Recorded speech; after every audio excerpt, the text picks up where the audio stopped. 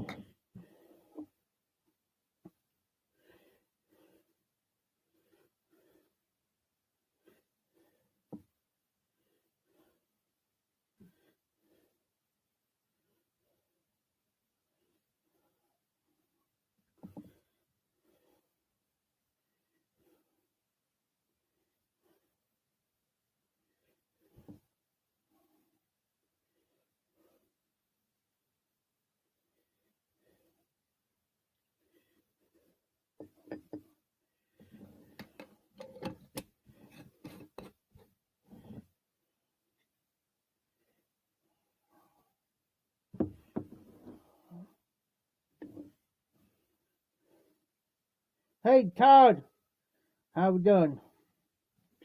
So just called up with some Mouse Flying Dutchman. Oh,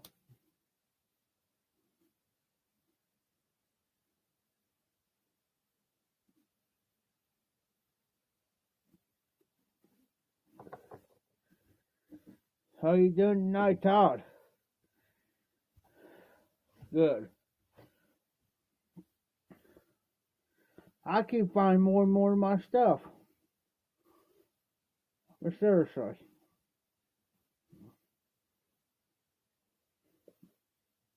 I found my Carhartt toboggan. I mean, it's not cold in here, but if I go out and walk through that building, it's gonna be kind of chilly.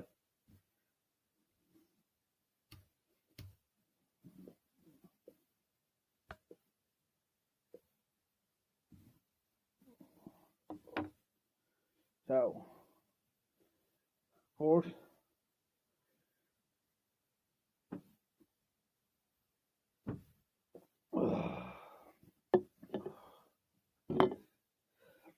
I know I just got off Martin's live. I was sitting there watching it. So,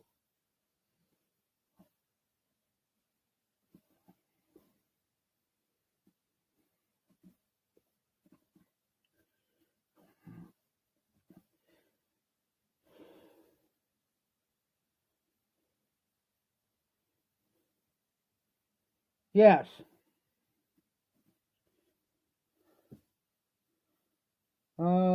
Yes, it will.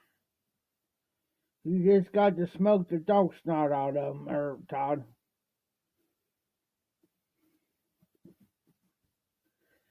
Like this one. That was changing. Uh,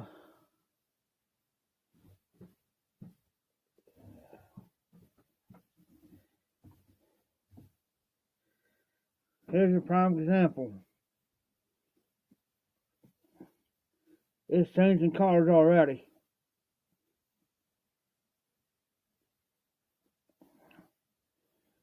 On this cob. I'll get up here in a few, I'll grab mine and I'll show you what it looks like. Yes. It will. It will.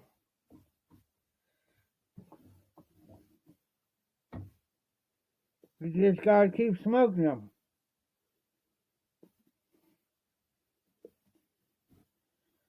As long as you keep cleaning them out with the pipe, what's going through here this way. As long as you keep running the pipe cleaning through it like you would a regular briar, like this, and keep it clean like you would a briar with a pipe cleaner, you can smoke them all day long, every day, all day. I do. On this type of weather like this, I'll be smoking more of my cobs. Well, I'll switch off knowing.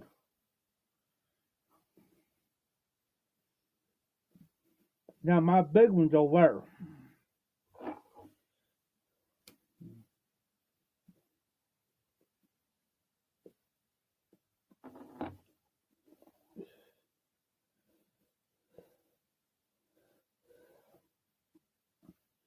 My big cob.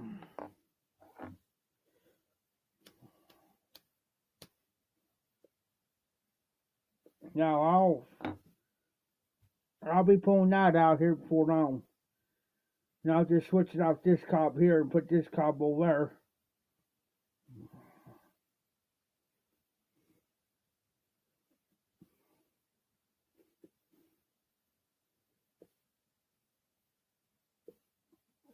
So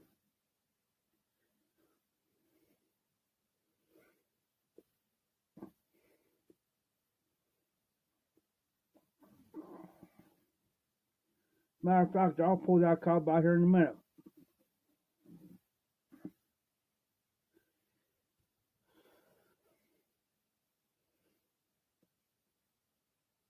Does anybody remember the movie It? Pennywise?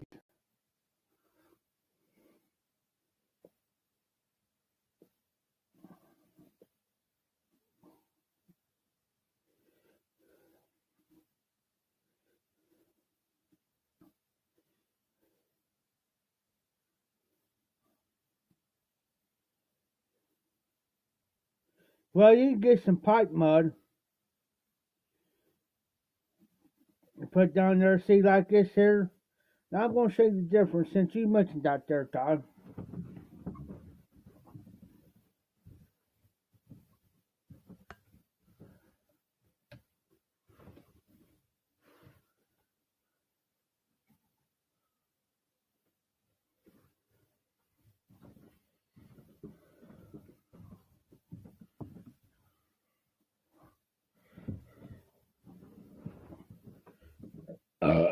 Excuse me. Hey there, OD.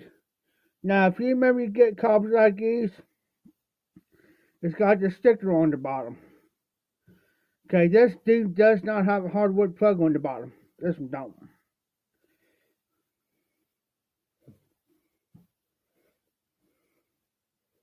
I'm going to show you this one.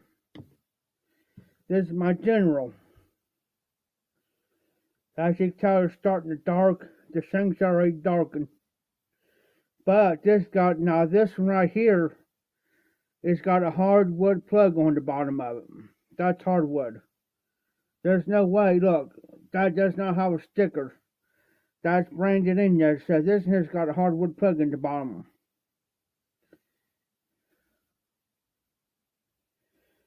Oh, nice, RD. As you can tell, this one here starting to change color. You can tell the shank is darkening up. Oh, cool, RD. So this one's starting to darken up. So I'll probably smoke this one next. And this here, I like this pipe here. This probably about a half hour to an hour, about an hour smoke. Yes, sir. Easy to cleanse. It's not heavy.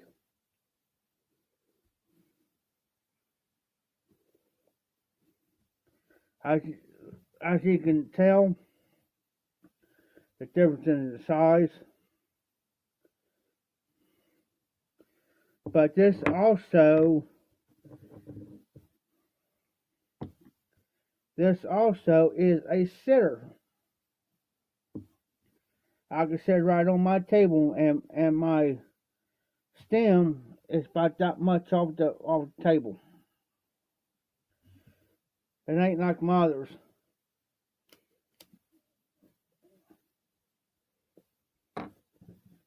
And I will compare that to a country gentleman.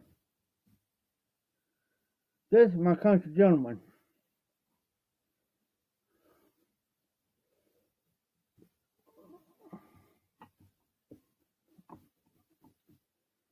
This pipe here is one of those type of pipes.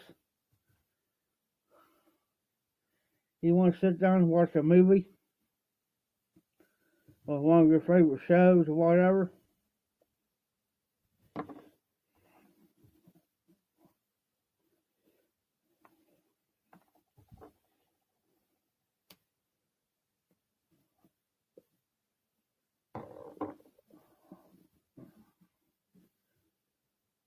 I know if I take a tobacco. This is where you learn your tobaccos, guys. I'm just saying. You know which tobacco sauce is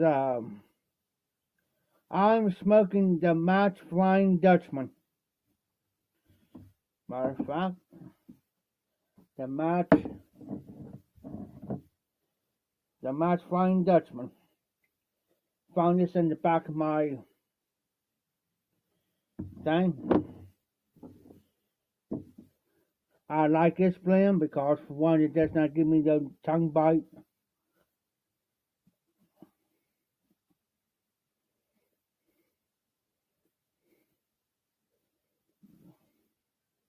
But you'll know your tobaccos which one can burns nice and slow. It takes your time burning through. Be good for a cob like this. Now, since we're getting into colder weather, and it's supposed to snow next week here. Our first snowfall. It's not even end of October yet. Not even the middle of October yet.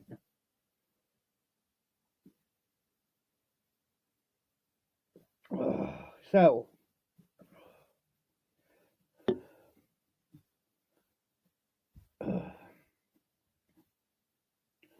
we're going to see how this is going to play out.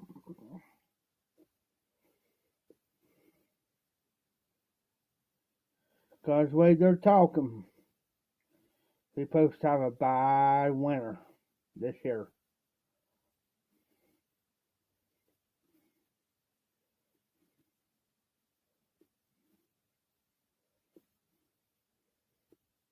Now, one thing. Oh, I'm going to see what I did.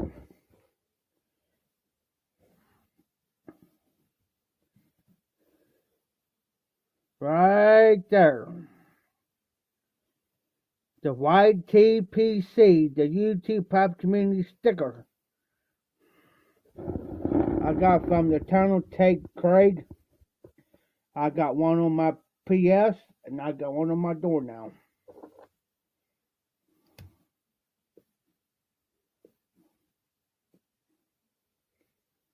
Since now it's getting colder and colder and colder weather.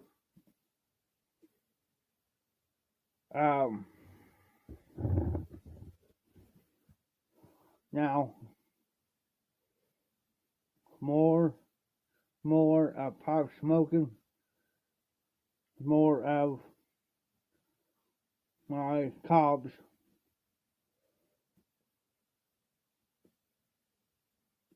Because I usually smoke more of my cobs through now and through winter instead of my brothers.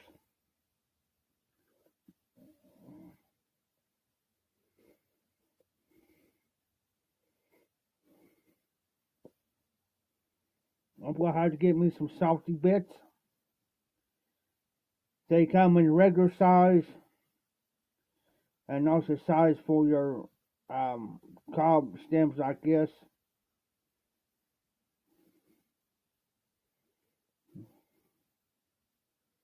And the reason why I like cobs too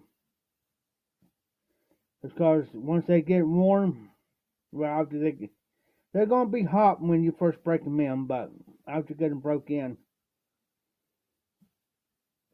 they got that nice warm feeling to it.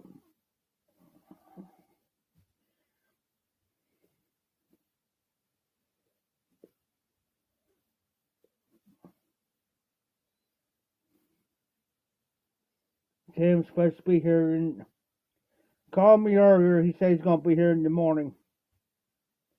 He'll be the afternoon.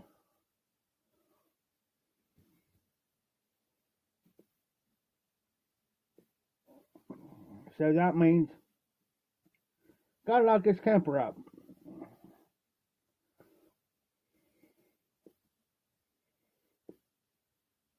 Lock the other door up.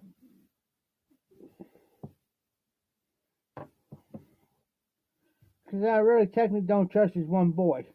He's got two boys now. Now his younger boy I'll trust. His older one, I don't.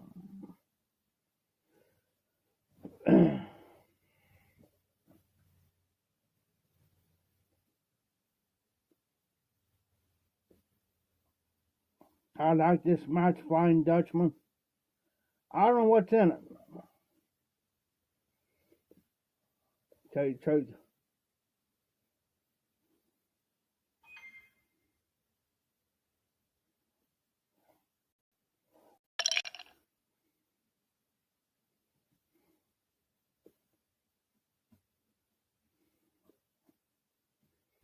As you can tell, Todd, like right here,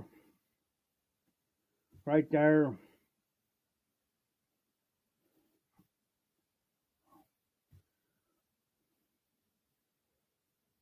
Now, I'll tell you a little secret. If you want to speed up the carring process on your cobs, get pure 100% virgin oil. Comes in like olive oil. It may cost $5, $6, $7 for a bottle of it, and it don't take much. What I do is I dip my finger in there, get a little bit, and I just rub it in real good. I'll load my pipe up first. That's how I do it. I'll load up my pipe up whatever tobacco I want. Dip my finger in olive oil. Now I rub it on that pipe all the way around. Make sure you don't put too much on there. And take it, if you have a little bit too much, take a little napkin and just kind of tap it a little. If you still got some on your finger, just go ahead and rub it in. Then, what you do is hold your pipe like this. where the shank is,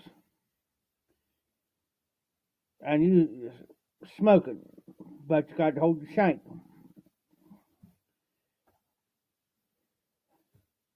And you just bear it, just tap it like this, like you would, like I'm holding the pipe now, and you let that olive oil soak in. Now, once that's soaked in and that pipe's dried, then you can hold it. How often do you do it? About once a week. That's why I did this pipe. If you notice, that's why I did this one. So,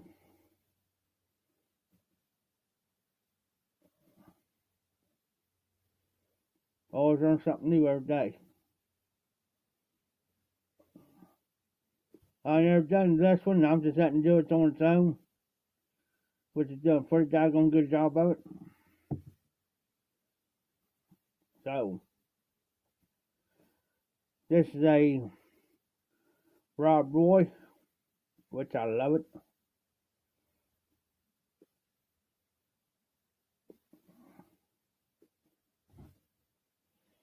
So, what are y'all drinking? Well, what are you smoking? What are you smoking to them? And what are you drinking?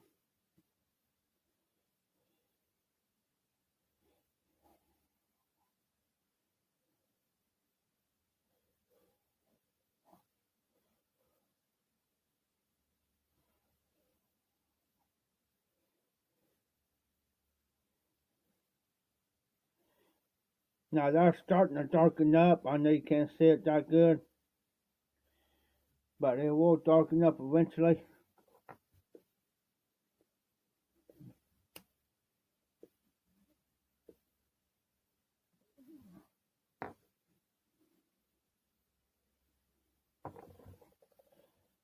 I like these type of bowls, even the shorter ones, but sometimes I like to get my big one out and smoke it.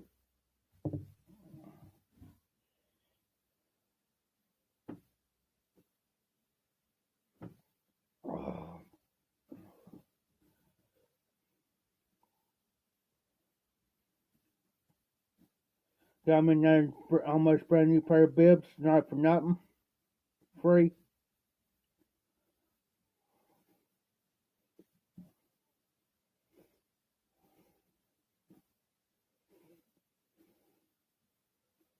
And and my other pair is Carhartts. I got another pair of Carhartts that are a bit thicker. Plus, I got all Carhartts, which that's my favorite brand. Even my toboggans are Carhartts. I got a blue, but I got a brown one somewhere.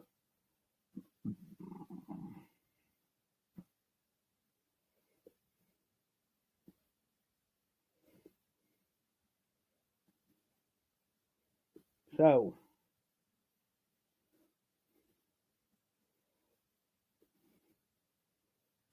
I got a Dickies jacket back here. I got my Carhartt jacket up front.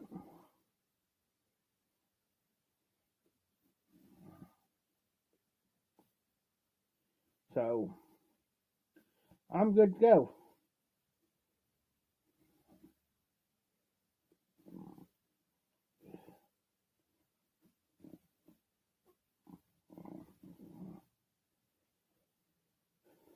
Really nice blend, just match Flying Dutchman. Now I had to match my Mixer 965 before, and I never had the original Flying Dutchman, so I can't tell what's in it.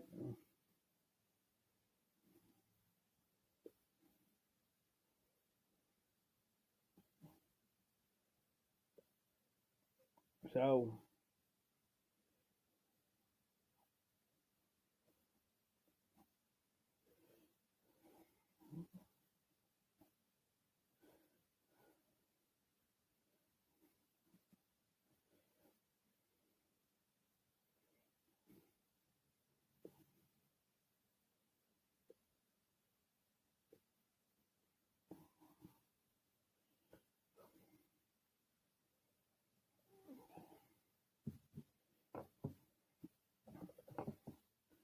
So how's everybody's day today?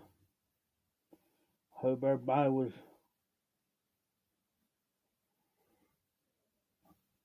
day was good. You know it's Friday.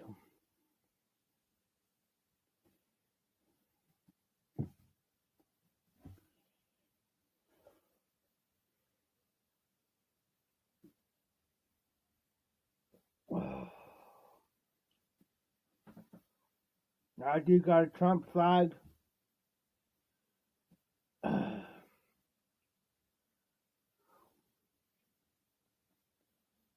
2024.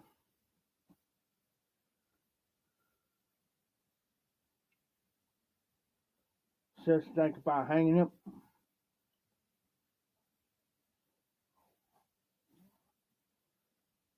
tomorrow.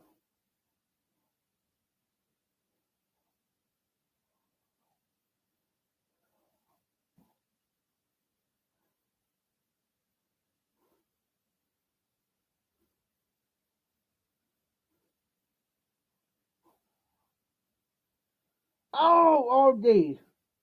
Hold on, RD. This ain't right. Hold on. You ain't right.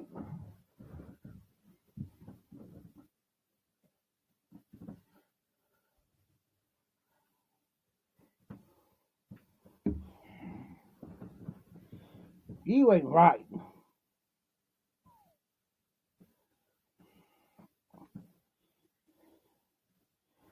Any better, RD?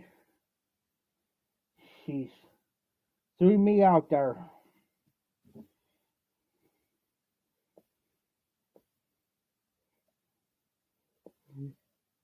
The general.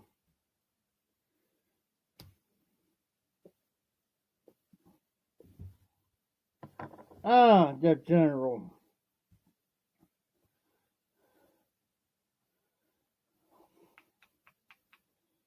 See, the general's got a camper in an undisclosed location.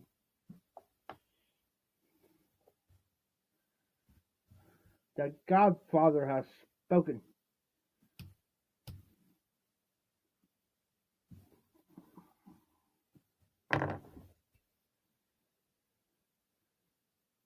I can sit here and have my secret meetings. I know by none.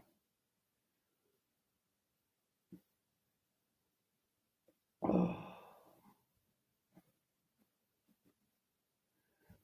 that's right, RD.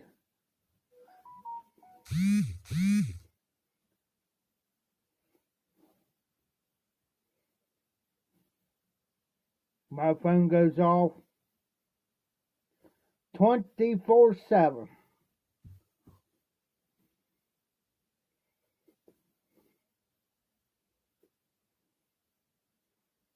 And they wonder why I go crazy and nuts.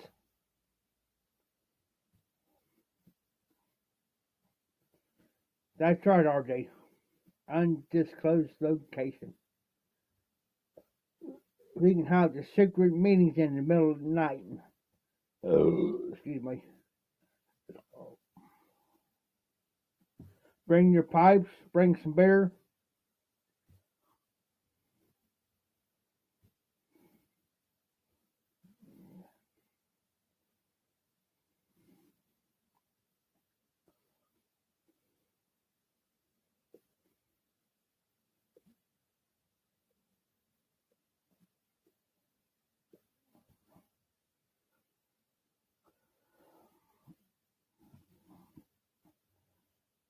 RD, I got something I'm going to show you.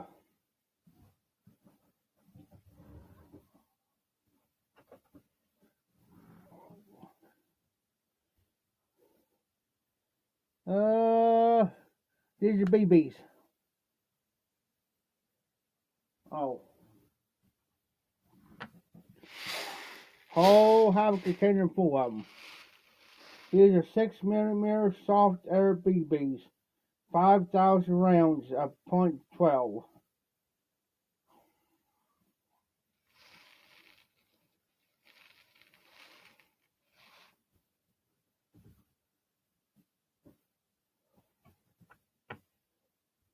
Holds 10 at a time.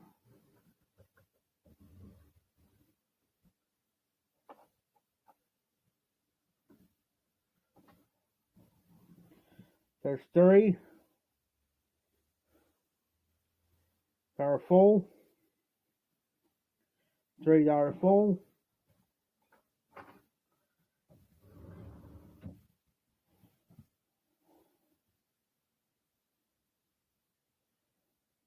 Yes, because I got those CO2 cylinders. These are plastic. I'll show you. I got a CO2 cylinder in the gun.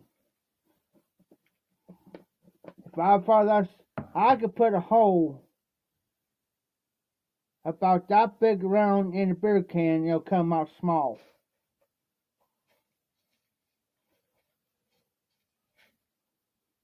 One of these. There's nothing but hard plastic. Oh yeah, I saw the mouse in here well, not in here, but up front, saw the mouse. Let me put it to you this way, it went bye-bye. And yes, I got the gun sitting right over here. If you want to see it, I'll show it. I hope don't get a strike.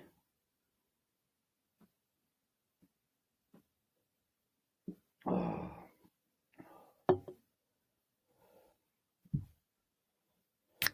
if you want to see it, I'm within reach. I'm within reach of it.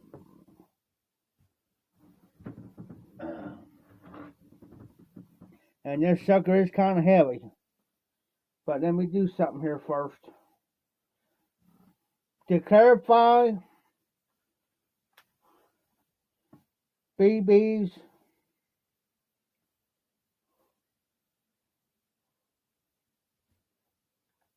clarify. And yes, since I put this back in, it is a revolver. And it looks like a real revolver, and this sucker is kind of heavy. There it is. It looks identical real. But to prove my point, it does this BBs on here. I'm doing this for my own safety. BBs. I will not fire this in here because it is freaking loud.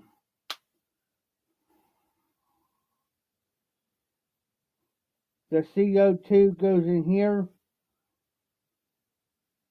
in which I gotta take that notch thing out. This comes off, CO2 goes in there, that goes back in. But there's the revolver.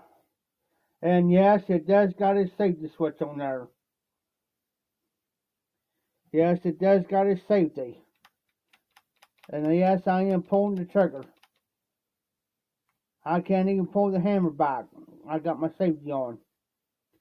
Just got a safety switch. Which that's a good thing. But if you look at it,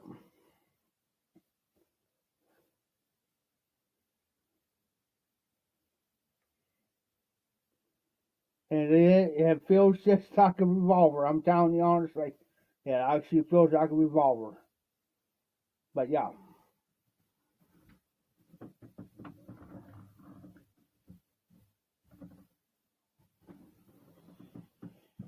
And yes, if I'm about, I say probably from here to the end down there, which that's kind of close. If I happen to point, if I have to hurt somebody, it'll hurt. It'll sting. It won't penetrate them unless you're super close to me, like about the width of this camera. But width of my phone is about that width. You had to be to me that door for it to hurt. penetrating. But yeah, I shot that mouse in here, man. He went, choop.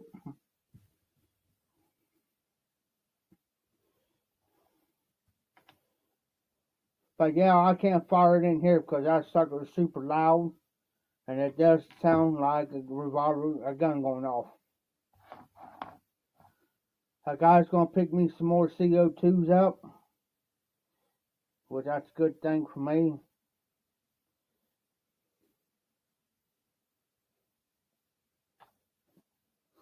I'll take a smoke break. But yeah, it'll do some damage if it wants to. If I wanted to. Matter of fact, um, haha.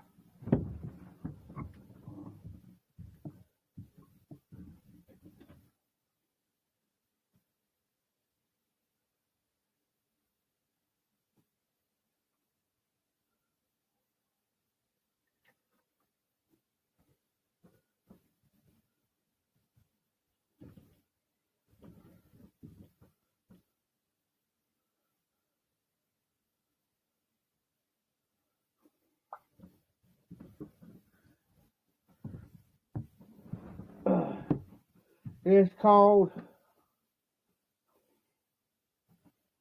Elite Force Frontline Resolution H8R Revolver CO2 Airsoft Caliber 6mm BBs. There's the actual book on it.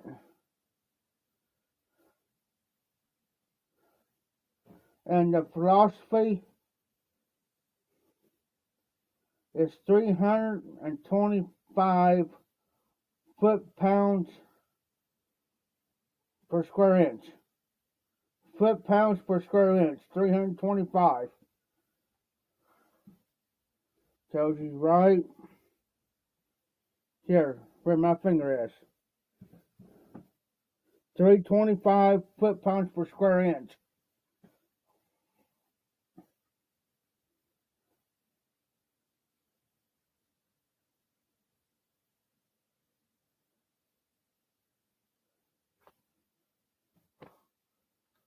Got the book.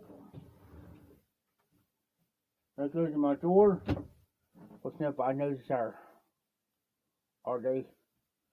But see, nobody would know if I didn't tell them, and I'll have to go out there and I'll have to use it for somebody trying to break in. Use that. They wouldn't know if it's real or not.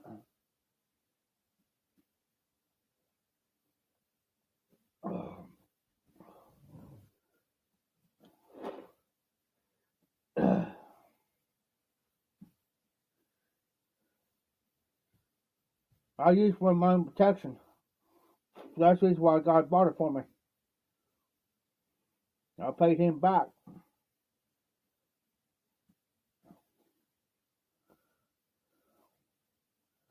I always carry one of those 10 rounds in there, and I carry another one on me.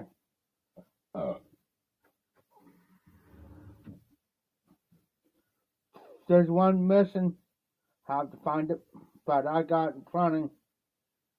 That's why I brought all this back here, so none of them won't grab hold of that up there. Then I have to let the guy that I bought it off of say, hey, there is a safety switch on there. I found it because I sit down and read the book. Because usually it's on the side, but it's right behind the trigger by the hammer. That's why I like it.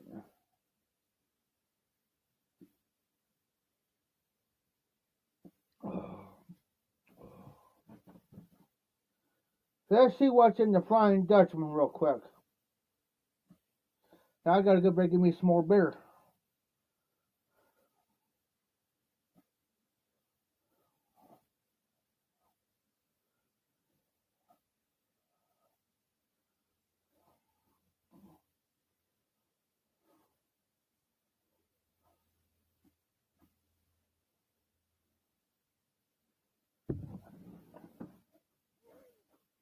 What do you drink tonight, RD? I scratched my leg.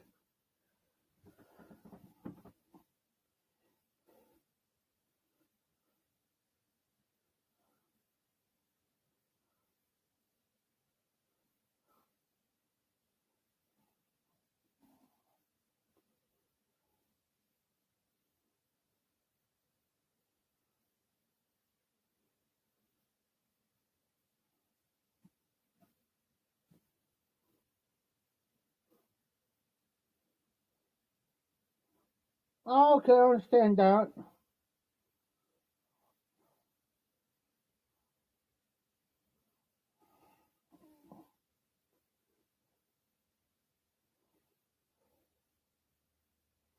Okay, I'm going to buy Sutler's Tobacco Company on Flying Dutchman. It's an aromatic. It's the only thing it says on the content is Black Cavendish, Burley, Reagan Cavendish, and Virginia. Flavorings other than music, so I don't know what's in there.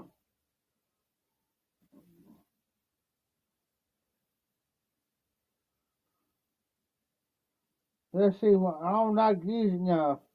Excuse me. I don't like reading the reviews. I really don't.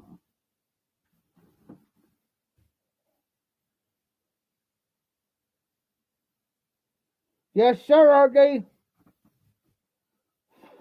A free meal? Oh yeah. Hey, I get it all the time here. And I don't. I mean, I don't ask.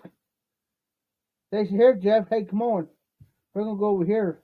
And I go to pay for mine. No, I'll pay for yours. Okay, got you. Scares me.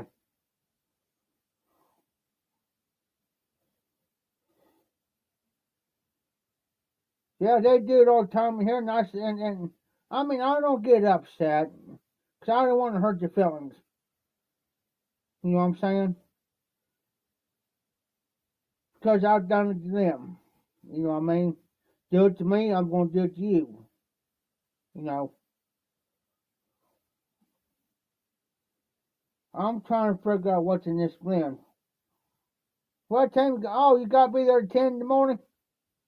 Good night. Hey, you got tomorrow off, don't you, there all day? I mean, Tim's going to be here for a few hours, but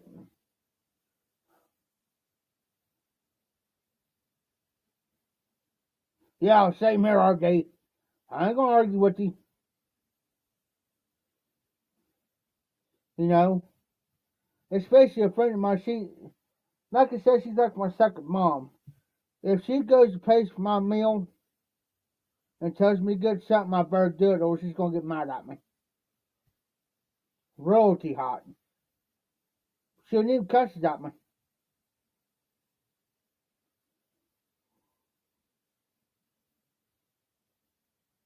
You know how I tell her? I said, keep it up, and I'll get hold of the commission.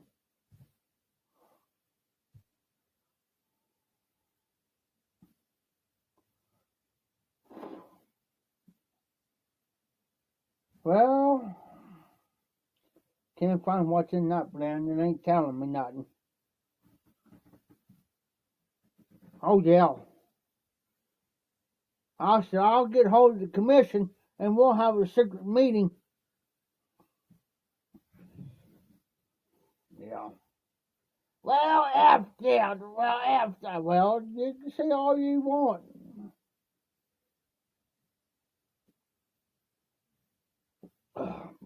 And I'll mess with her. I said, remember, I know where you live, which I do know where she lives at. But she knows too I wouldn't do nothing harm, I mean, she knows I won't do nothing. I'll go to her house tomorrow if she's home. I'll go to her house tomorrow and knock on her. I'll call her and say, hey, Patty, I'm outside. And she'll come, I said, well, come on in. You know, whatever.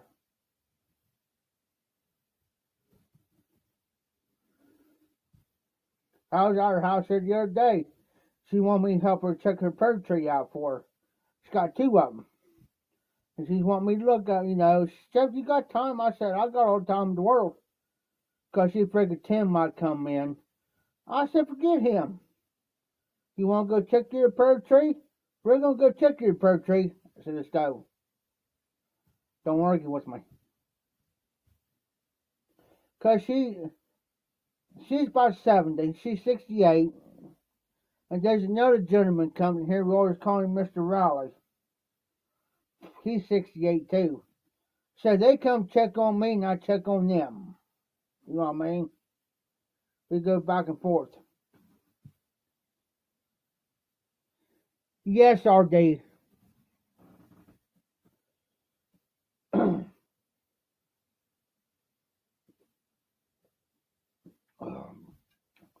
Mr. Riley's gonna pick me some more up those see if I can show a picture of it. If you'll let me.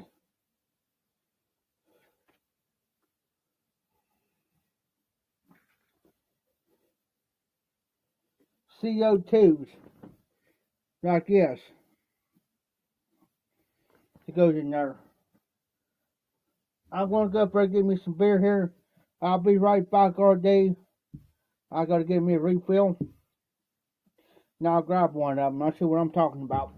They're up right there around the bar.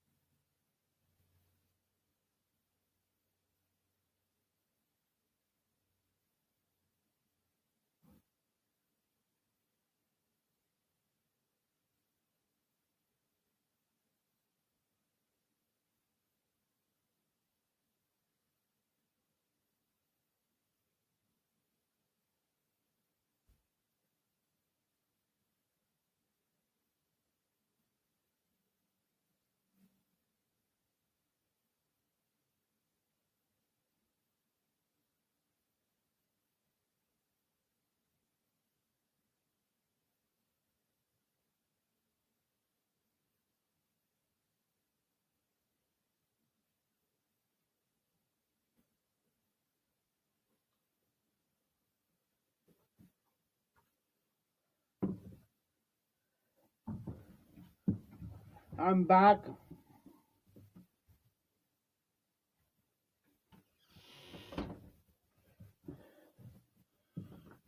Grab me a couple more cold ones real quick.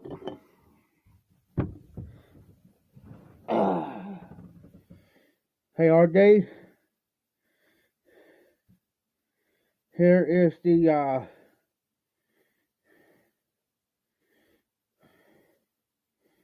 here's CO2s. That's what they look like.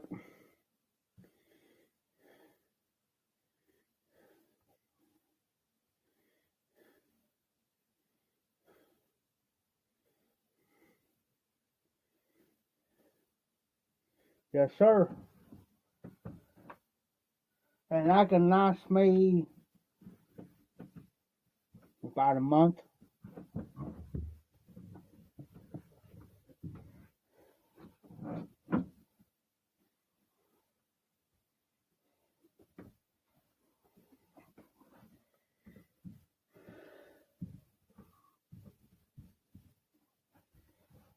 So,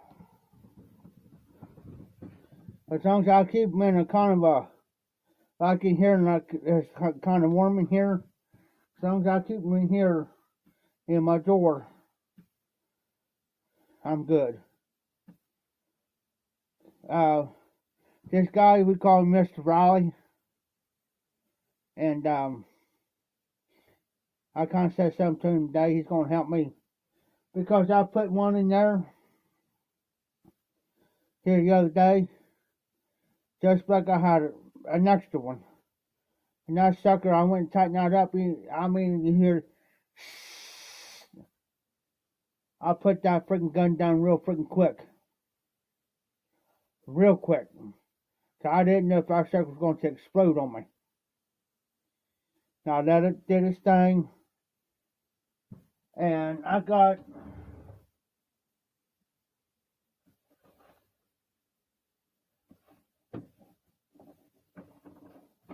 and see it takes one see I got this hex key set. Takes something right there. That's one thing I like about it. It takes this to unscrew that bottom. That's a good thing. That's why I like it. And I keep the gun hid in there. If I got it up front, I keep it hid.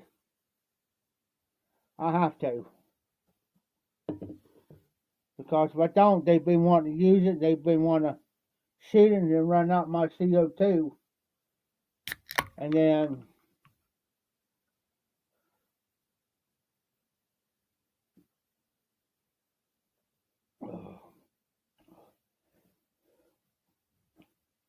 so pretty much now I got it all back here now. See, Tim had one. I told him what happened to make that, you put that in me.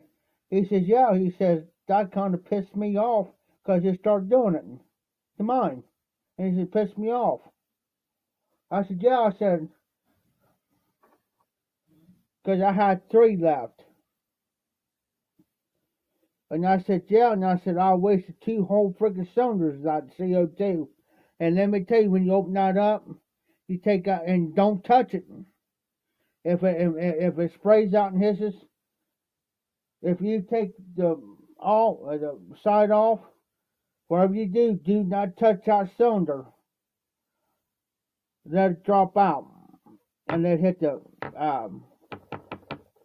your table, because this here will be like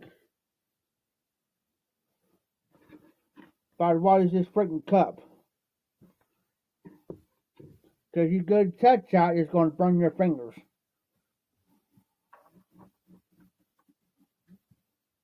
I'll give you a little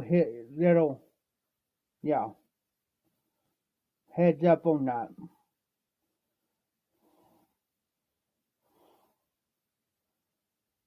Good to have around though.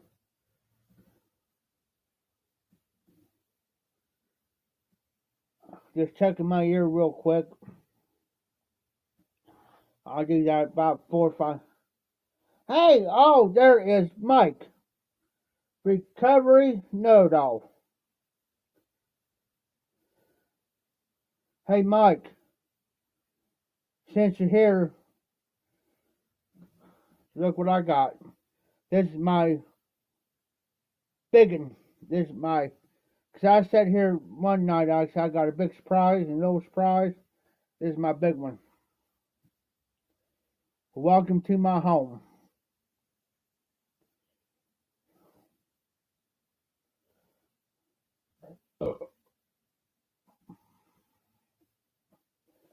I just got to show an RD something.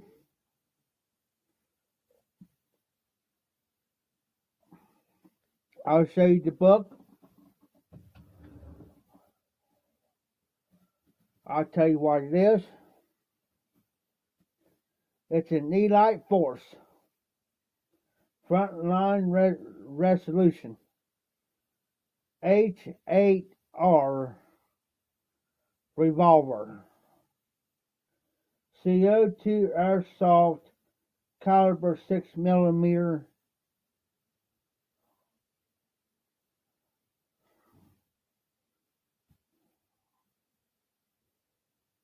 And I'll show you, it does take 10 rounds.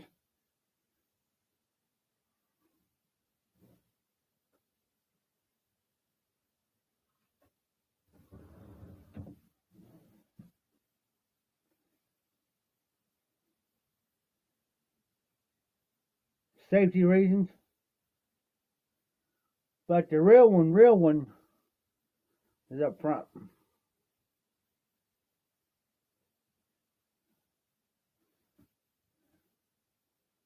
I'll show you what it looks like if I can reach it. And it does feel like, yes, and it does feel like a real revolver. And yes, I do got the safety on. There it is. And yes, I cannot even pull the hammer back. I can. Safety is on.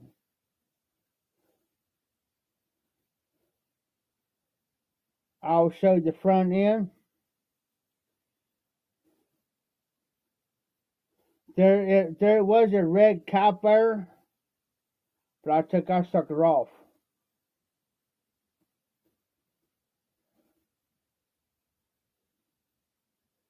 Yes, sir. And also, I got a thing if I got to take the batteries out of it, but I do got a laser pointer that I could put on the bottom of this. It did have the laser pointer on the bottom,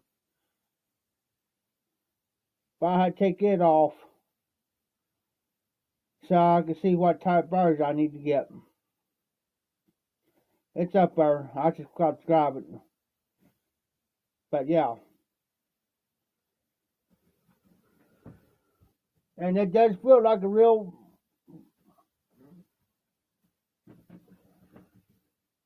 Oh, hey, Mike.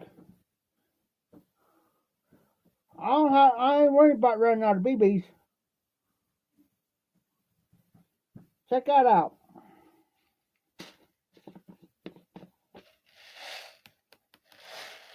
A whole mess of BBs.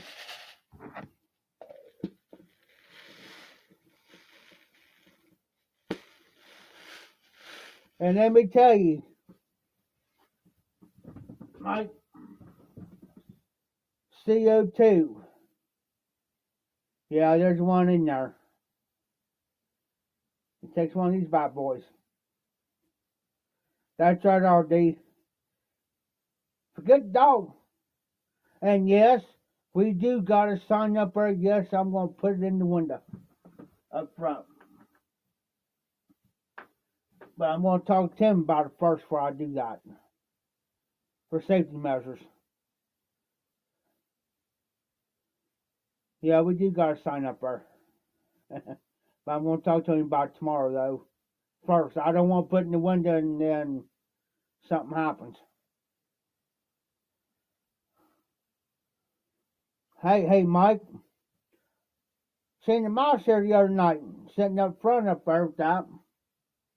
Saw the mouse here the other night.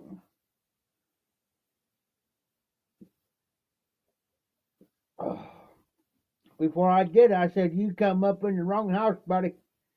Naughty night. See you on the other side.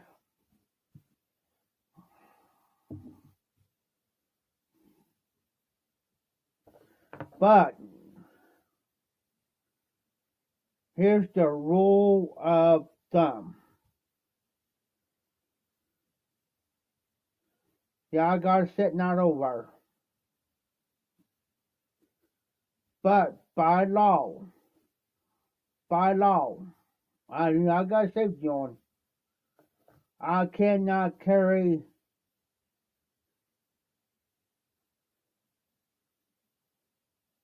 that's our by law.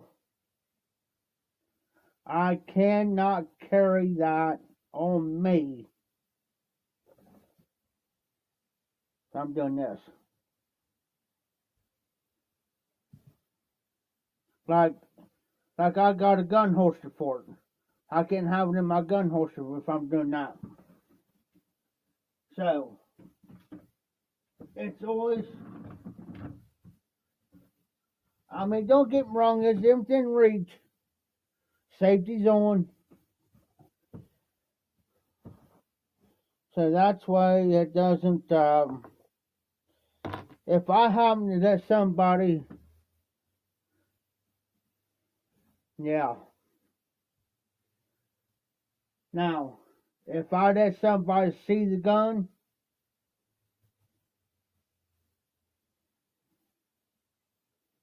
if I let somebody see the gun, I could take that round out.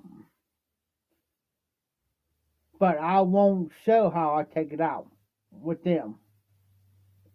I'll take that round out,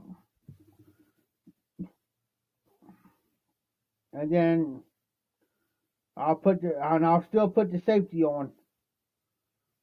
I mean, the safety will still be on. Then I'll hand him the gun and say, "Here, you can look at it." But by law, seriously, by law. Now here in the high, I think it's pretty much about anywhere.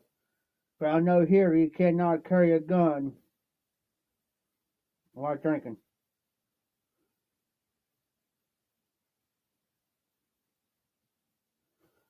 Well,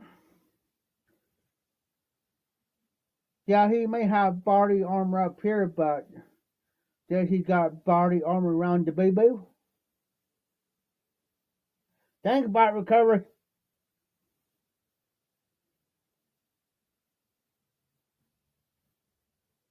Yeah.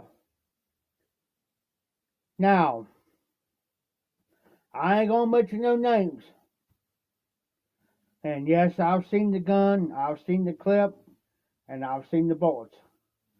There's a guy that comes in here and carries a 45 on him, loaded.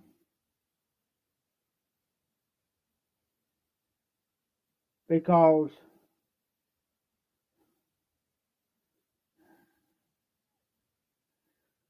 I asked him one day, "Can I see your gun?" But he said, "Yeah." I said, "But wait a minute." He says, "What?" I said, "Here's my two rules. I've been drinking."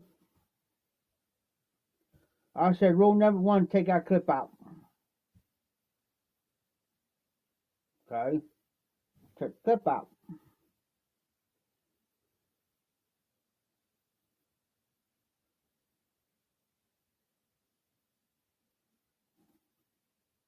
That's right, recovery.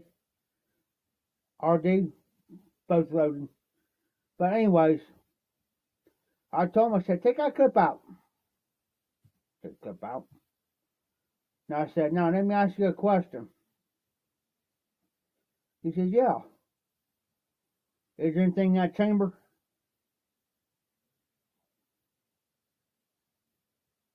I always call him a clip. I always have. And he says, "Well," he says, "I normally don't have one in the chamber unless I cock it, but," he says, "I'll check."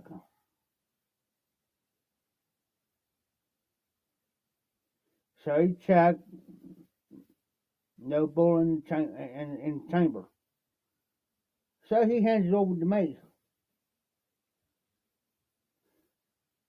Got to looking at it. Got to looking at it.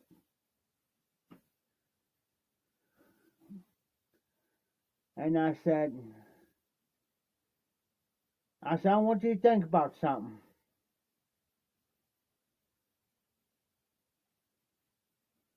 True, true. And I want you to think about something. I said, the day that you want to sell it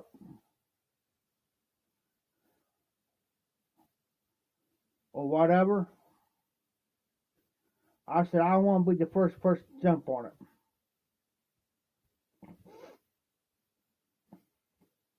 So I said, I don't got nothing against my record. I don't. He's got, well, he had to take his grandson, he had to take his gun away from him.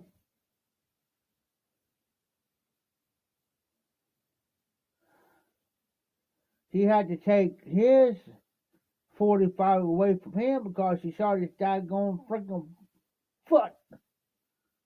I said, "What the hell?" So what was he doing? He was cleaning the gun. I said,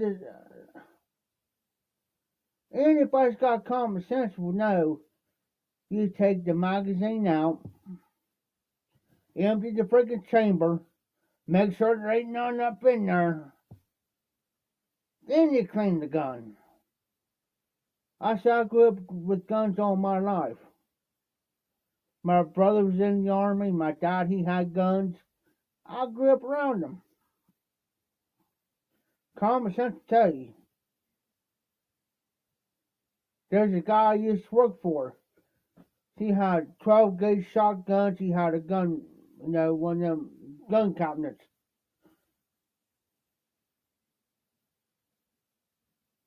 He trusted me to go out there and break them down and clean them. Every single gun. Now he had another gun rack that holds about 5 guns, but they were antique guns. Nobody touched those. Nobody. I couldn't even touch them. But as far as his other gun cabinet, yes. He had anywhere from 12 gauge shotguns to 20 gauges. He had some 410s. And yeah, maybe one or two 30-06s.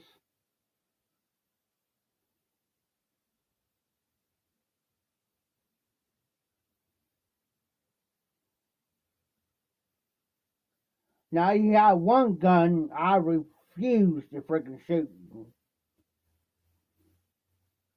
Was a 50 caliber. Forget that. The freaking bullet was about that freaking long. Forget that. A buddy of mine, I seen a buddy of mine shoot one, man. The recoil on that, forget you.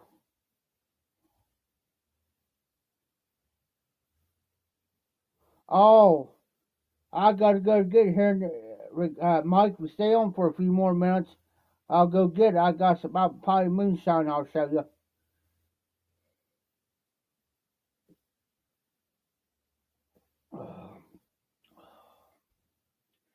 Give me a few minutes.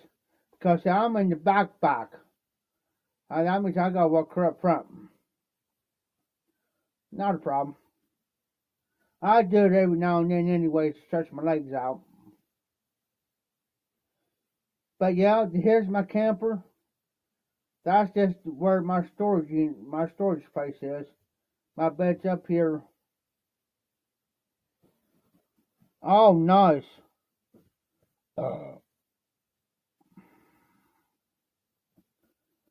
Now, scotch, I've tried scotch before, but it depends on which scotch it is. Because I have to kind of watch scotches that my body will not tolerate. Same way with beer. I can't drink natural light. I cannot drink natty daddies. And there's another beer I cannot drink.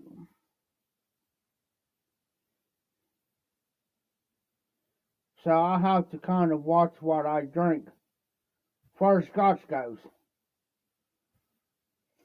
Because my body will not. It like it resists it. It's like, you know what I'm saying?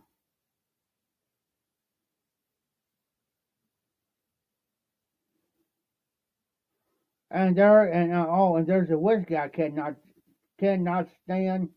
I will. I say it this way, but I'll pick my guts up on it. It's vodka. Do not, I tell them, do not bring me no freaking vodka around me. I got to the point now. And I love Fireball. Don't get me wrong, I love Fireball, but I got to the point now I can't even stand the smell of it. Can't stand the smell of Fireball. It's like, now Tim, he'll drink it. Not me. And that used to be my favorite. Not anymore.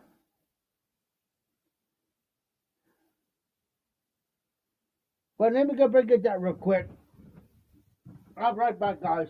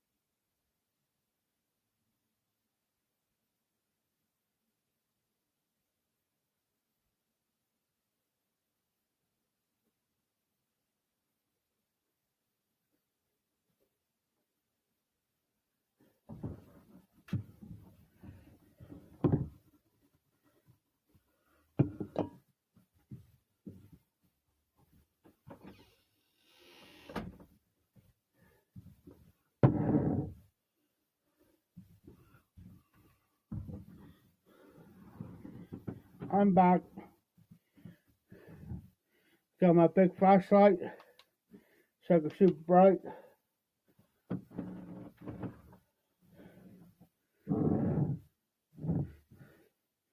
Here you go, Mike. Midnight Moon. It is apple pie. Good stuff. I'm going to set it over here out of my road so I know it don't knock it off the table. Super cold. That's the way I like it.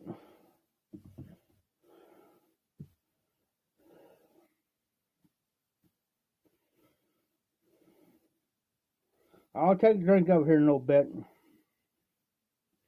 I'll take a drink over last night. I drink that so I don't come down sick or get real bad cold. It is now this here's little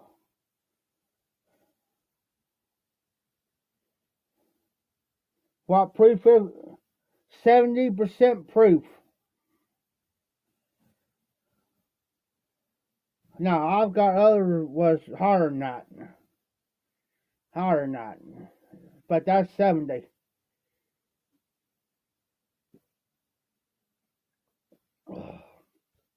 It tastes like it's got apple cinnamon. It's got apple. It's got apple and cinnamon. It tastes like apple cinnamon.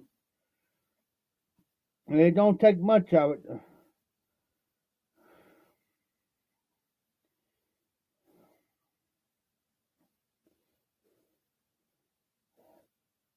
Scared.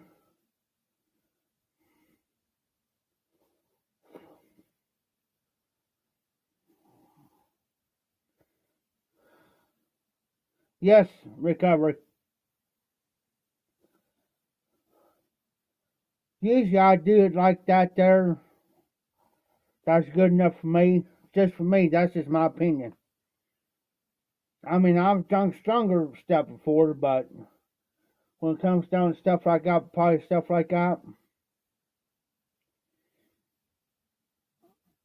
that's that's my limit. Because everybody's different, you know what I mean?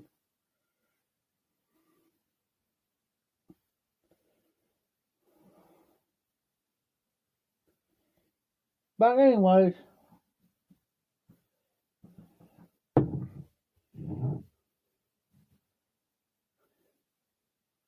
usually I'll stick this.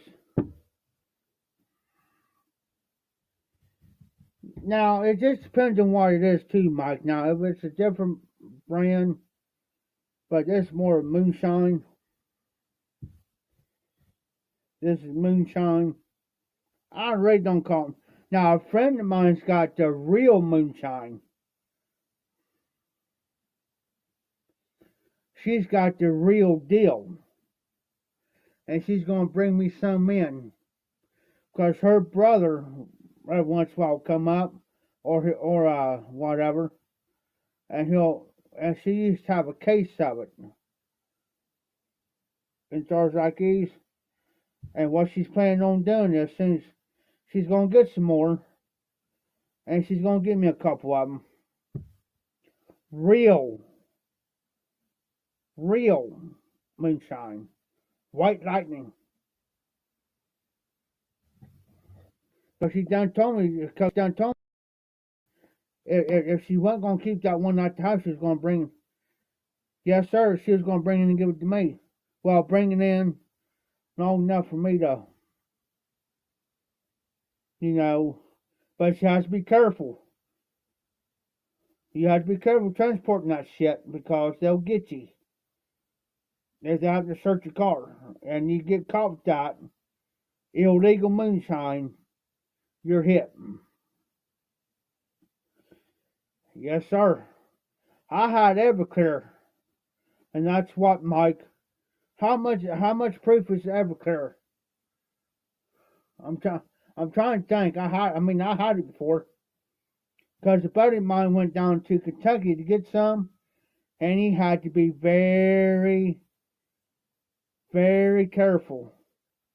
Come back up here with, oh, Boss Hog, that little porky, that little pork chop, he ain't nothing.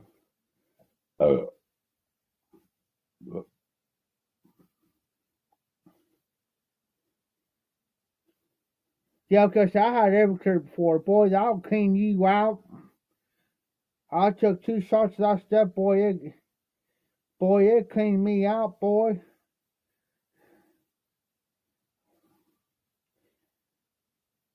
And you know, hold on, this for RD, this for your game view, Mike.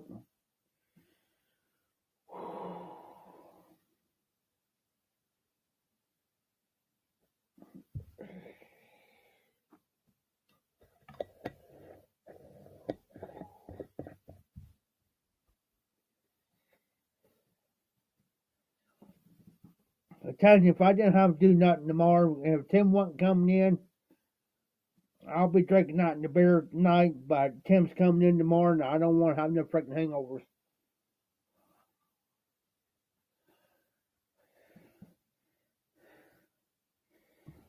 Woo! RD could taste the curd down there. But you know what?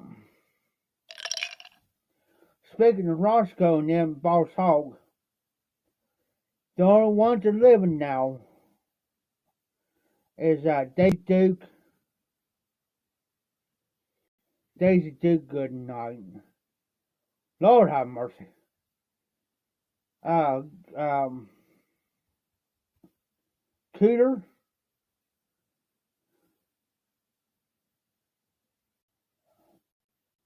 Luke Duke was still living.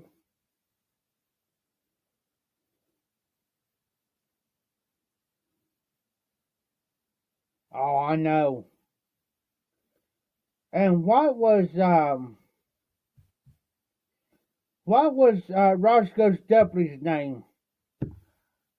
I can see his face, but I can't think of his name.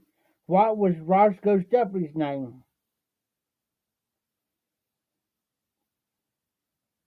And he was in love with Daisy. He liked Daisy. Shoot. Uncle Jesse's gone. Cletus, that's it. Hey, let me tell you guys something. When this used to be a bar in here, well, up front, you guys seen the regular bar. Up there, it's still there. Well, when you come through on the auction block part, there was another bar there, but they had live music back here. Because, see, all back here used to be all opened up. Okay? But the last time I was in here, when it was a bar, they had whiskey drinks. Okay?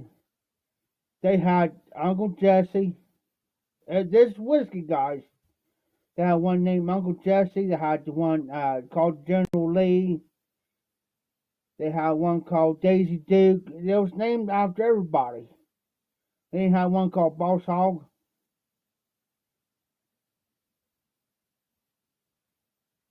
Yes, sir, Mike.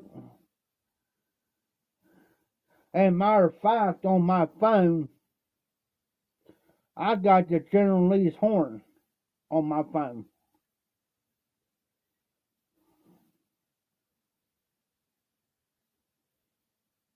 Yes, sir, RD. I'll watch them every now and then on Waylon Jennings. Now his boy, well, he's got actually two of them. One Scooter. Now I can't think of the other boy's name, but his other boy's more into it now. And he looks identical. It's just like Waylon spit him out of his mouth. No joke. Just spit him out. Looks identical like his dad. Let me think of his name. Matter of fact, I got it on my phone. As a matter of fact, I'm hooked up to him.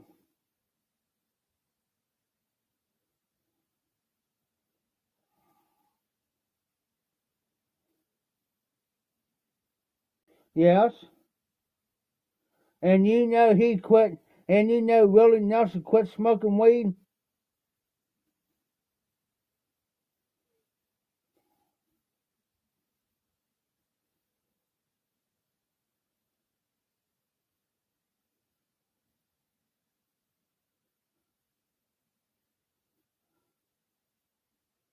Wade. Wade Jennings. Whey.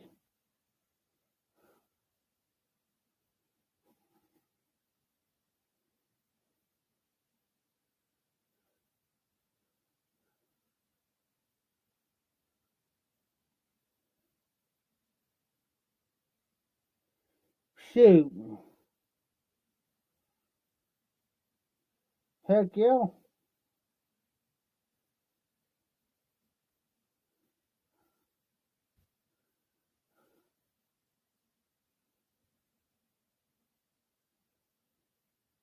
Like I said,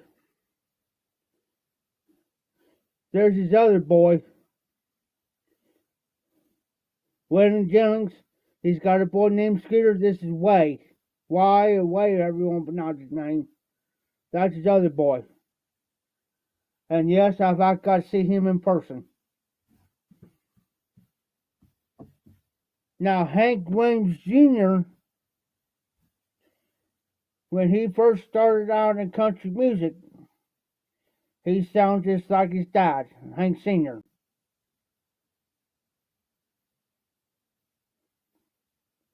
Now, that is not Hank Williams Jr., That is Waylon Jennings' boy, his other one. Not he's got him and Scooter. He's got two of them. He's got two sons.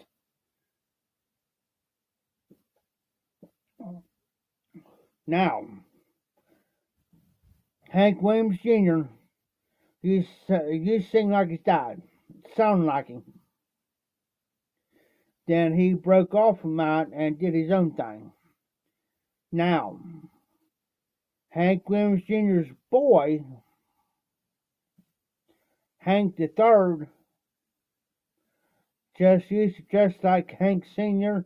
and sound just like Hank Sr. But now he's doing his own thing.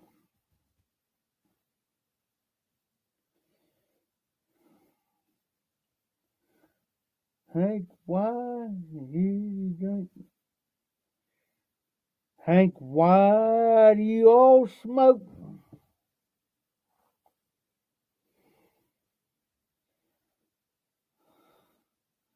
Now, Loretta Lynn just passed away not too long ago, here last week or so. Bless her heart, 90 years old, bless her. And I think the only one saved. Well, Willie Nelson's still living. Yes. Willie Nelson, I'm talking the old school. Old school.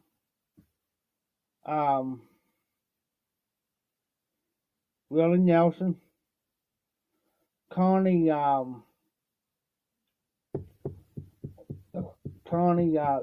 Smith, in which she's married to Marty Stewart.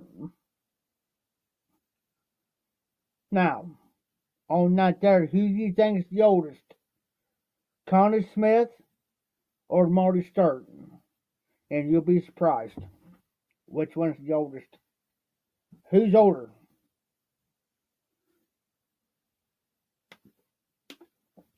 Brenda Lee. I think she's still living.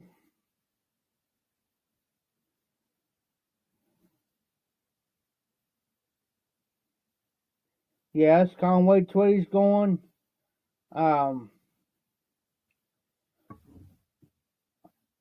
That's just not his real name. You know what his real name is? You know what Conway Twitty's real name is? And I'm going to give you how he got his name, Conway Twitty. They came from two different states.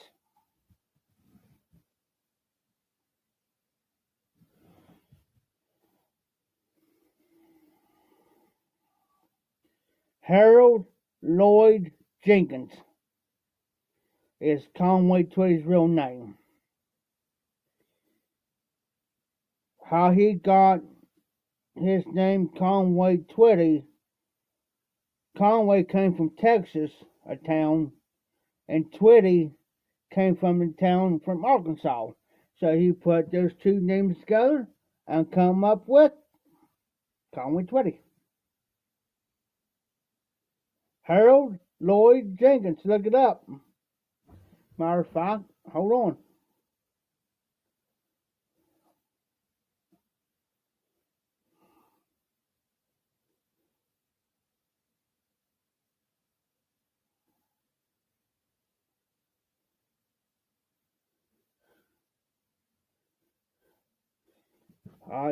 There's Conway Twitty.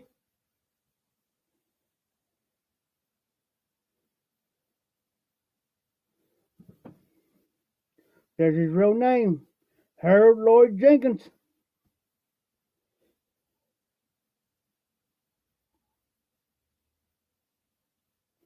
He died in 1993.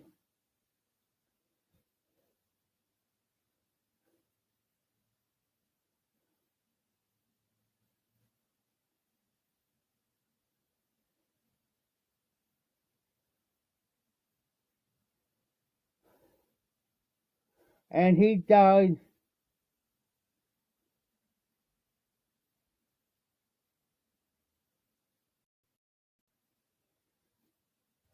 Scary, huh? Scary.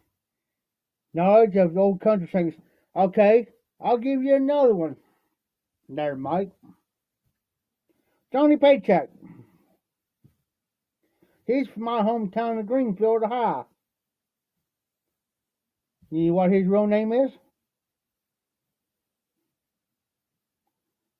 And my dad used to hang around with him. My dad can remember when he was just a tater tot. Scary, huh? Okay, Johnny Paycheck's real name is Donald Eugene Lytle.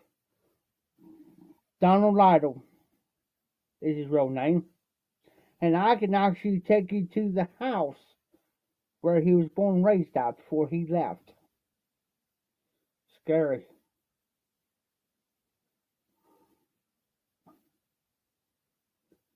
And Crystal Gale is the half sister to the Red Limb.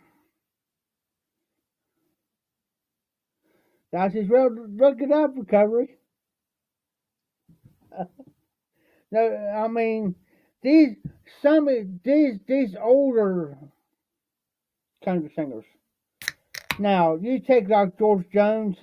Okay, that's George Jones. George Jones. That's his real name, George Jones. You know, there is no stage name, no nothing to that. Red Lynn passed away here. Yeah, she passed away here last week before. 90. Bless her. Little Jimmy Dickens is gone. Porter Wagner, he's gone. Buck Owens, he's gone. You darn right there, Recovery. And let me tell you, that's the best guy I like this to. I got a big part of his songs on my phone. See, Porter Wagner's gone, Buck Owens gone, Roy Clark's gone, String Bean got killed, him and his wife, because of, yeah, there you go, he hauled. String Bean got murdered, him and his wife. Actually, and I'll tell you the backstory on the reason why they got killed, got murdered, is because, see, String Bean didn't believe in putting his money in the bank. Yes, RD.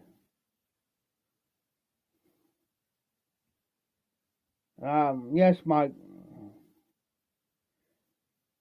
And see, he didn't believe in putting his money in the bank he kept out of his house. And the day they just got murdered, he just got doing the show at the Grand Ole Opry. Well, when he got home, he knew that his house was being invaded. And instead of shooting him inside the house, they shot him outside. Now, they found him in the house. His wife was outside. They shot him, and then they shot her.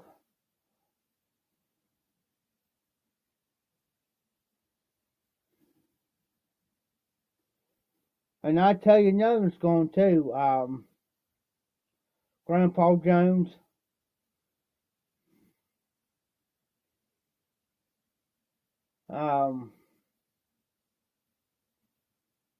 What was that guy's name that did the card thing, the BR 549, something like that?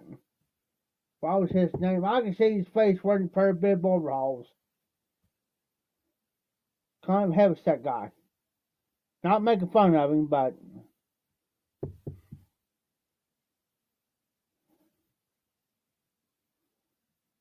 Hello Walls, you know who oh, I can tell you who that's by. Not Fern Young.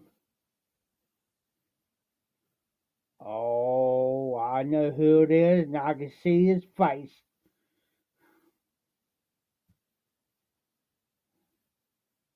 That's pretty doggone bad. I gotta look that one up. Because I can see his face.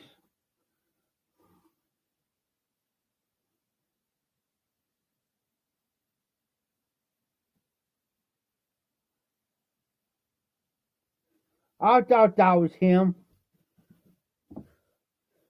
Fern Young. I was going to say his name, but I had to look it up to make sure because I didn't want to get it wrong.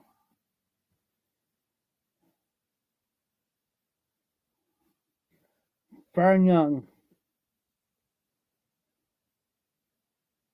Yes, yes, Mike. Hello, Darling, and Slow Hand, and there's a couple others was done by Conway Twitty. Fern Young did Hello Walls. I was going to mention Fern Young, but I didn't want to. I had to double check to make sure. You know.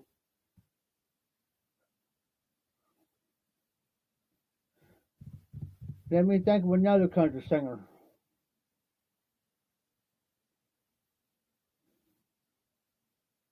Yes, sir, Mike. That's the only thing I listen to. That's right, Mike. Classic country gold. That's the only thing I listen to. Like George Jones, Conway Twitty, Tammy Wynette, Loretta Lynn, Crystal Gale, George Jones, Conway Twitty, Fern Young. There's another one I listen to a lot too. Um,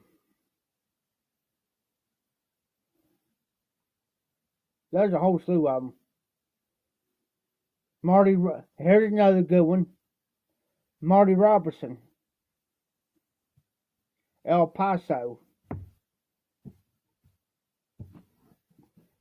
And that's the longest song that he ever did on the Grand Ole Opry.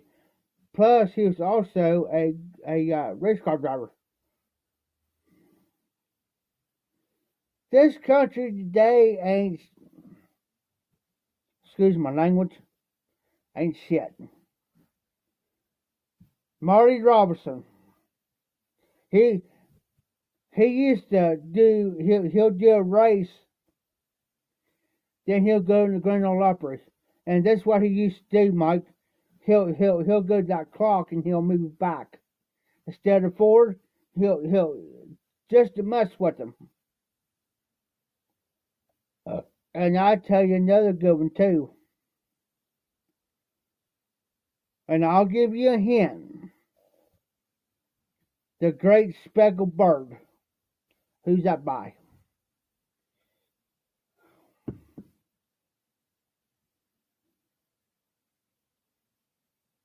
Okay. The Great Speckled Bird. Who's that sung by? Nope. You're not even close, RD. Not even close.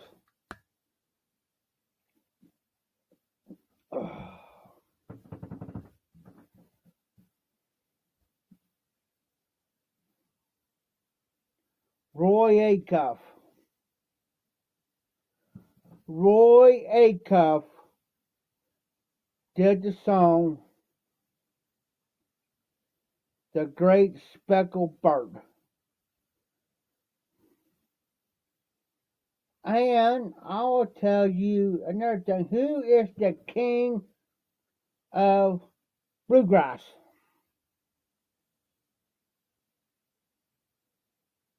Oh, how long ago on that, Mike? Uh,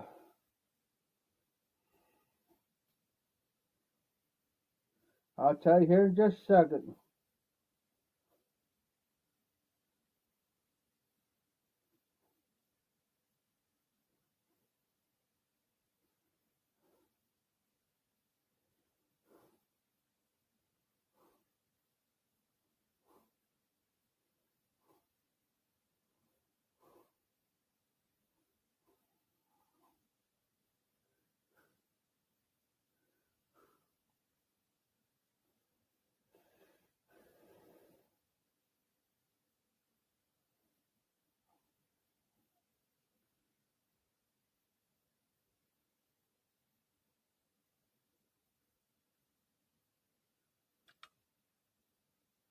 Well, it actually came out. The song was written came out in 1937.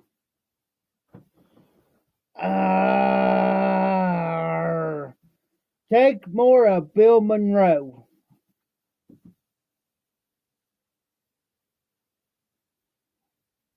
Okay, The Great Speckled Bird, sung by Roy Acuff,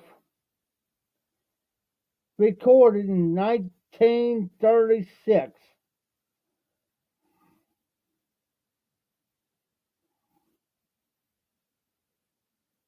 by Roy Acuff.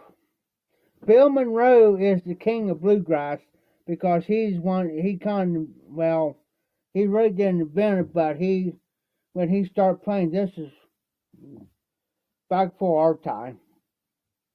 That's before we was even thought of. And I would tell you,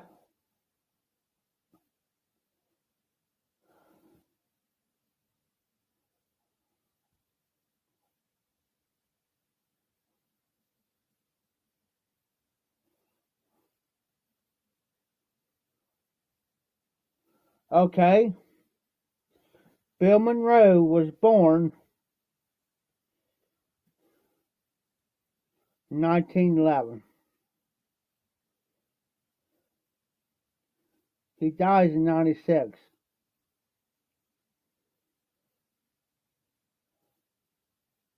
Like Blue Moon of Kentucky, Kentucky Walls, Uncle Pen. Now, Blue Moon of Kentucky and Uncle Pen is the most top songs.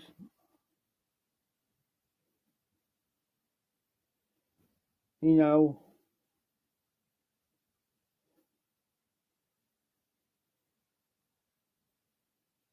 okay, and I was right. And I was right. I'm going to read it to you. What is Bill Monroe famous for? No, I'm correct.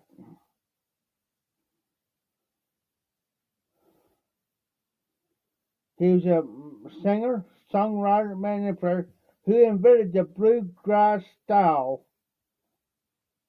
of country music. Mm.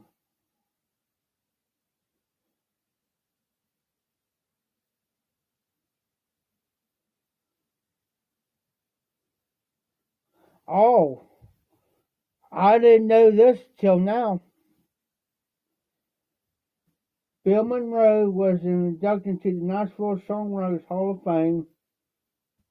There's one. The Country Music Hall of Fame. There's two.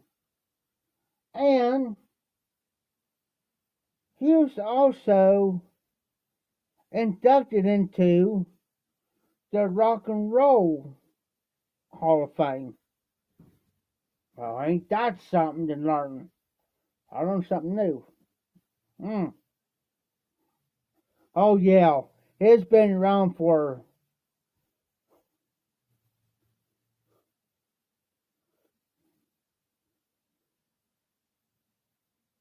yeah, there you go, RD. Yeah, go and,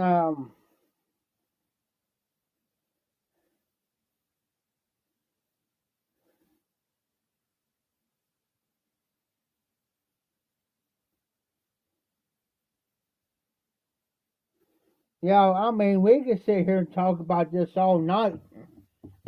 Stuff like this I enjoy. You know what I'm saying? Uh,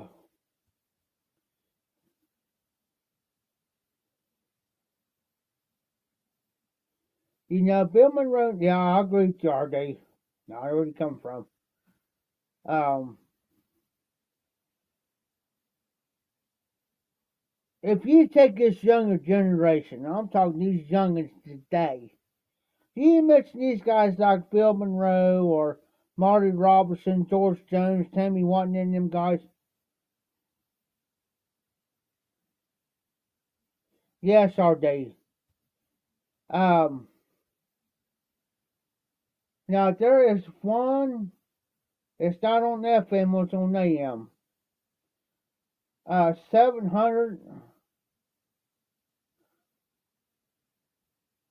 WLW on AM side.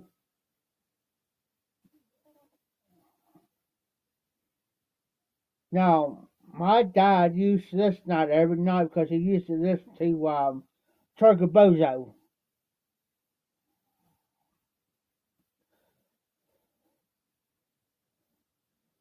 And I used to listen to the guy, I'll get his name here in a minute. And I used to listen to him every weekend.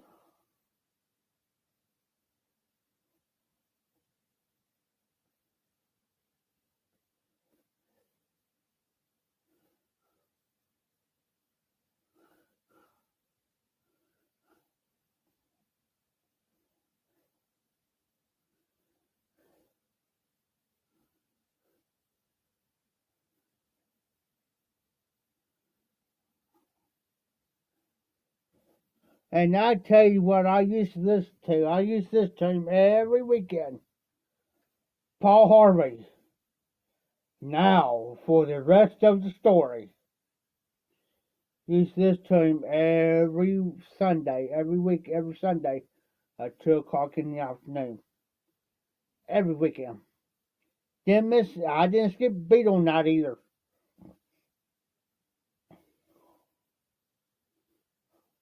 Oh, recovery. My eyes. My eyes. Oh no. My eyes. No, oh. Kidney Chesney. Jamie Johnson, Toby Keith, Tracy. Oh, where you at? Mike. Come on now.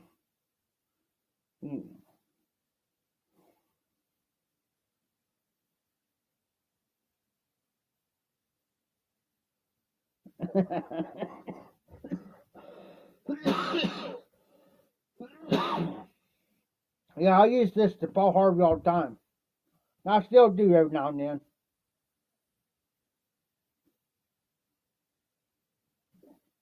But the best place to get him is on YouTube. I'll pull him up and I'll sit there and I'll just listen. And now, for the rest of the story. My dad got me used to who you are like now.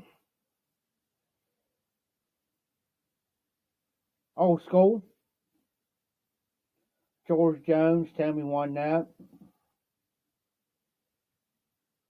Now I got some Hank Williams Jr.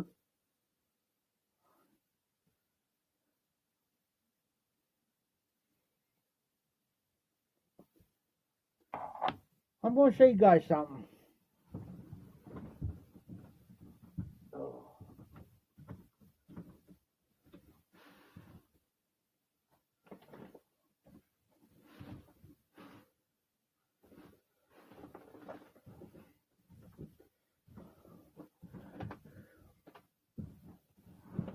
This might scare you. Oh, CD collection. This is part of it. Now I do like the older like rock and roll, Motown, like the 60s and 70s, like Barry White, The Temptations. Um, Let me think here.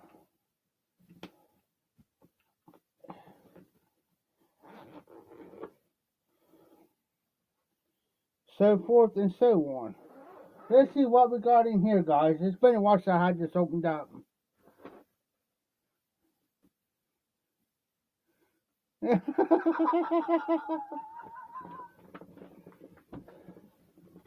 Let's see here. See if I can do this without. And put it over here. Oh, sorry about me.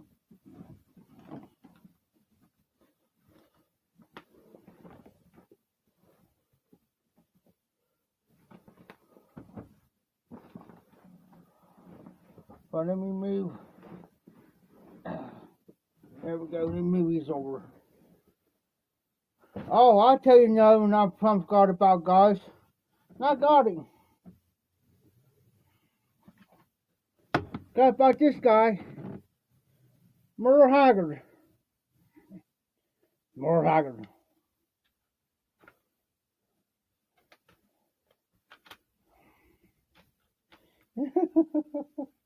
That reminds me, I gotta go get my freaking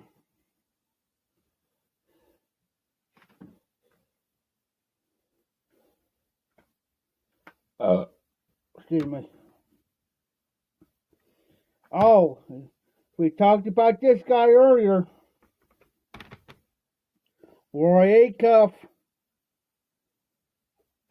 got his CD. And you know what inspired the Merle get in the music? Don't worry, I got a full can here. Hey, here's the backstory on Merle Haggard, guys. Johnny Paycheck, not Johnny Paycheck. Johnny Cash.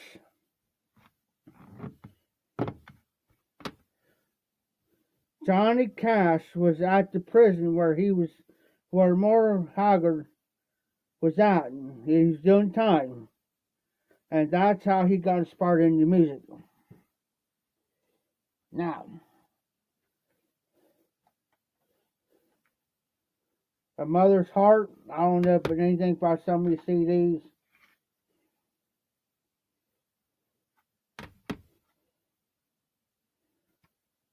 Kid Rock, Elton John. I don't know nothing about this CD.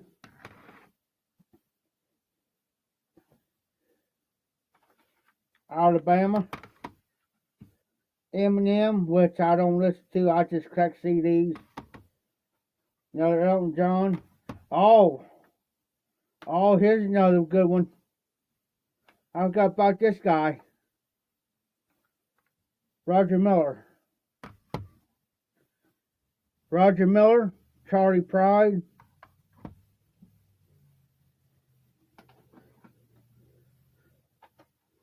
Hey, I got these CDs here. Let me explain these CDs. I got a whole mess of these. These are the top songs come out like in 92. No, The Streak is by Ray Stevens. The Streak. These are the top radio #1 songs come out like in 93, 92. I got a whole mess of these.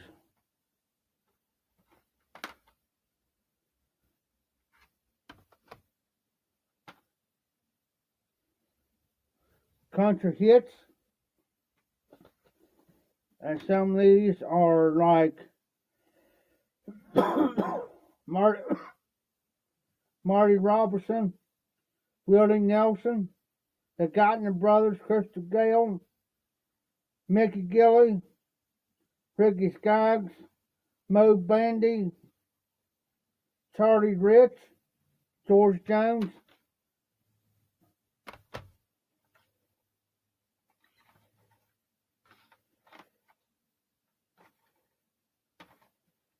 Now, let me find him real quick. Oh, got about this guy. Eddie Arnold. Let me find him real quick, guys. Oh, here's another guy, too, I've got about. Tennessee Ernest Ford.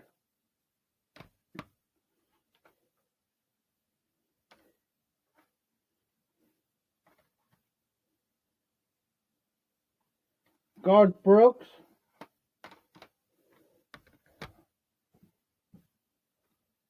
I know I got him in here. Just gotta find him.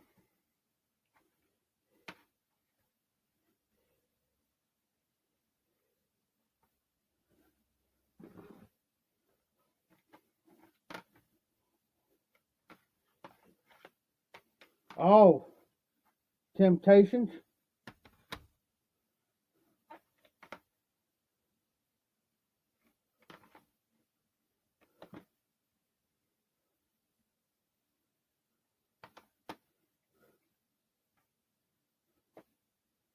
Oh, no. I know I got him. Haha, here he is. Here's somebody, I'm going to give you a hint. He made a gospel CD. Okay? I'll give you a hint. Mayberry.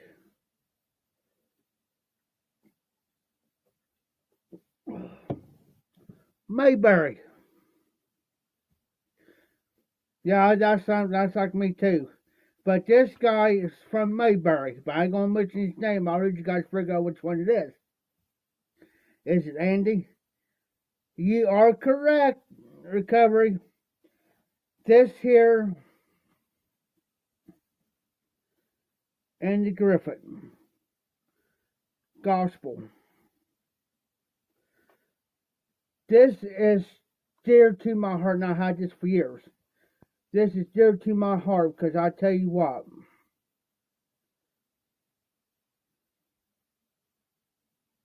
Because for my 15th, no, it was Christmas. I was about 14, 15 years old. And it was Christmas. Okay? My mom got me this CD for Christmas. Well, let me tell you the backstory behind this CD. I lost this CD. And so happened I was at the thrift store one day here in town and seen this CD. I snatched it.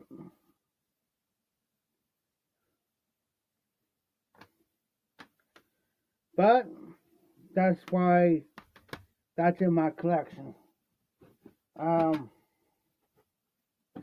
See who else I got. Some of these I never even heard of. Like Skinny Puppy. Yes, Randy Knight's Eddie Robert.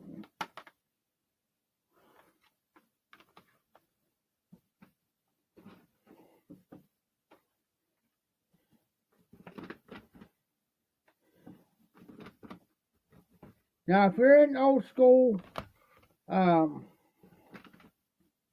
like soul,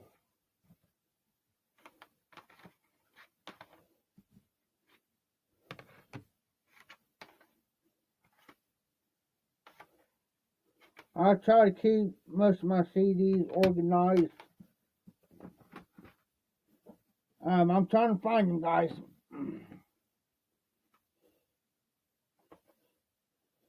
Does any of you guys listen to jazz?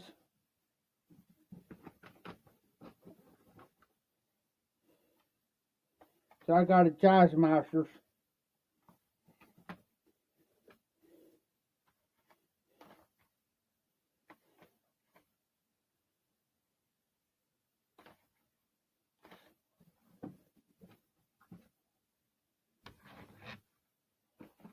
I tell you what, there's so many CDs I'm planning on downgrading on because there's some of these I can't tolerate. The Temptations, Oldie but Goodie, of course, Garth Brooks. I tell you what, here's a CD I'll be glad to give away. I'm glad to give away the Florida Georgia Line CD. I'm telling you, I'll tell you what. Here's two things gonna happen. I'll give it to somebody, or this sucker's gonna go bye bye. But I'll keep it in my thing.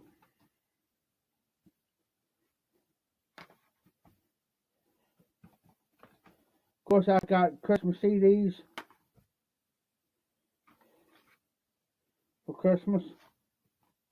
So I like my Christmas music, guys. Yeah, tell me about it all day. Now, tell me about it, Mike. Oh, can't tolerate them.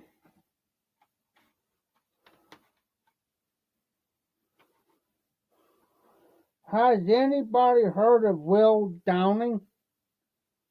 Will Downing? Has anybody heard of them guys?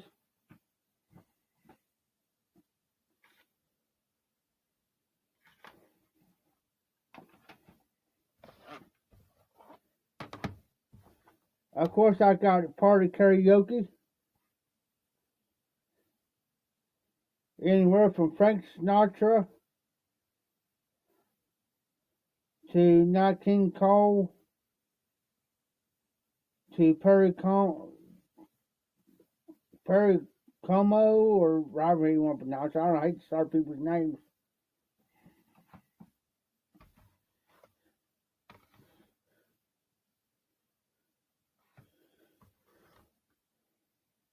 I tell you what, if I was out to play country music right now, RD, I would, but I'm afraid I'll get a copyright strike. Yeah. Eminem, which I can't stand, but I'll keep it in my Alabama Christmas.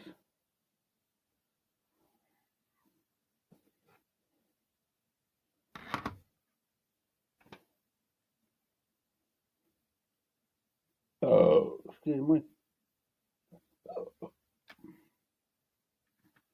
Love songs. Yes, I do. Him and him. It was a duo. He had a guy sing with him. Can't think of his name right off. And I like Brooks Dunn.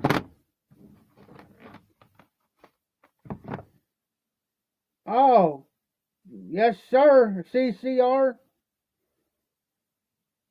Five Moon Rising. Have you ever seen the rain? And there's another song I know, but I can't think of off the top of my head.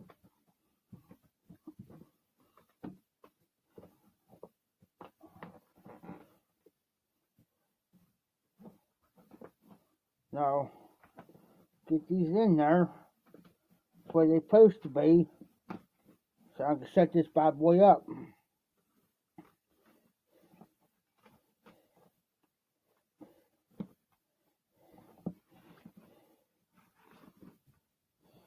That's another thing I got to put on my phone.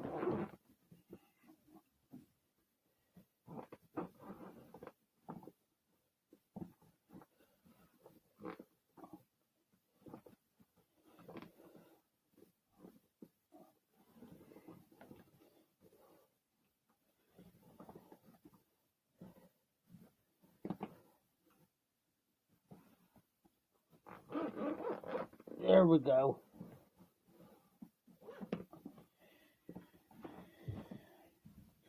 Got by CCR. Love that group.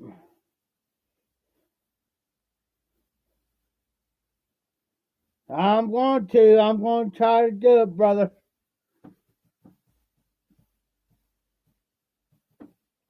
Because I can sit there and talk to you guys. Hey, that's what we need to do, is make plans. Yes, sir, Mike. Hey, I tell you what. We need to make plans around April or so next year. Around April, March. Me and you and RD.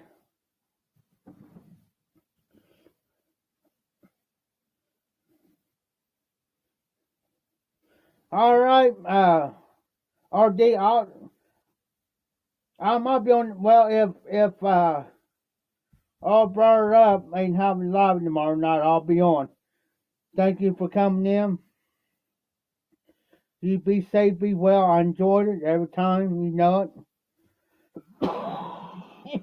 You be safe, be well. Have a great weekend. I'll have more beer tomorrow night. I got a couple more back. I gotta go back and get. But you be safe. Be well. Have a great weekend. Hey, enjoy your breakfast in the morning too, RD. So that's what we need to do, Mike. Is oh yes, Mike. Good thing you reminded me of that.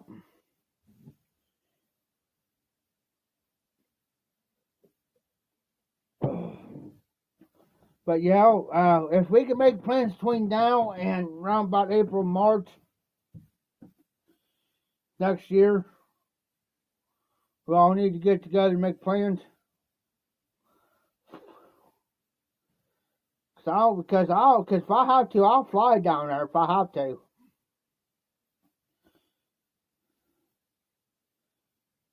I'll bring some pipes, some tobaccos, whatever.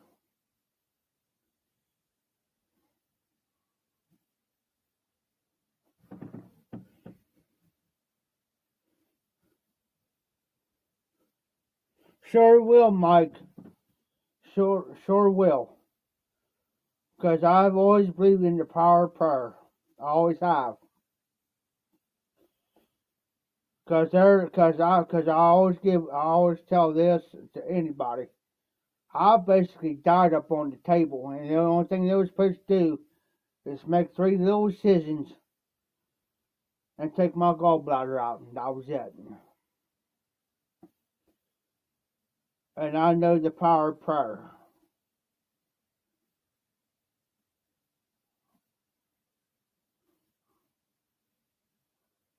That's where. Thank you, Mike. That's where I'm heading. I'm heading to the Phoenix area.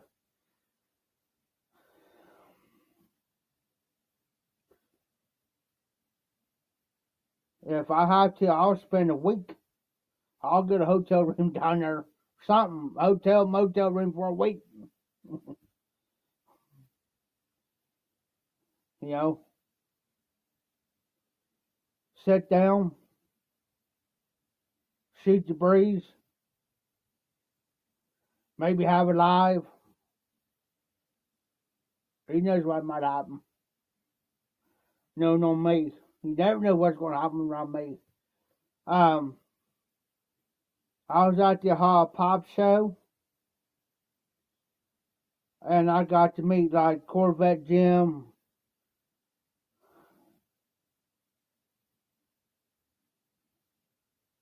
Yeah, Mike.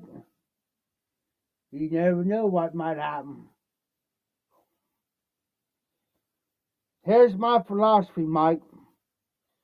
Come around me, I always say this. Expect the unexpected. Because you never know. But, now if you know Pipe Man Dan that comes on my lives, he lives, if I'm right, he's about 2.5, 3 hours away from me, up north. And matter of fact, we got the same pipes, identical pipes, but his darker than mine. Well, actually not really, but he's got a different stem. Matter of fact, I'll show you the pipe.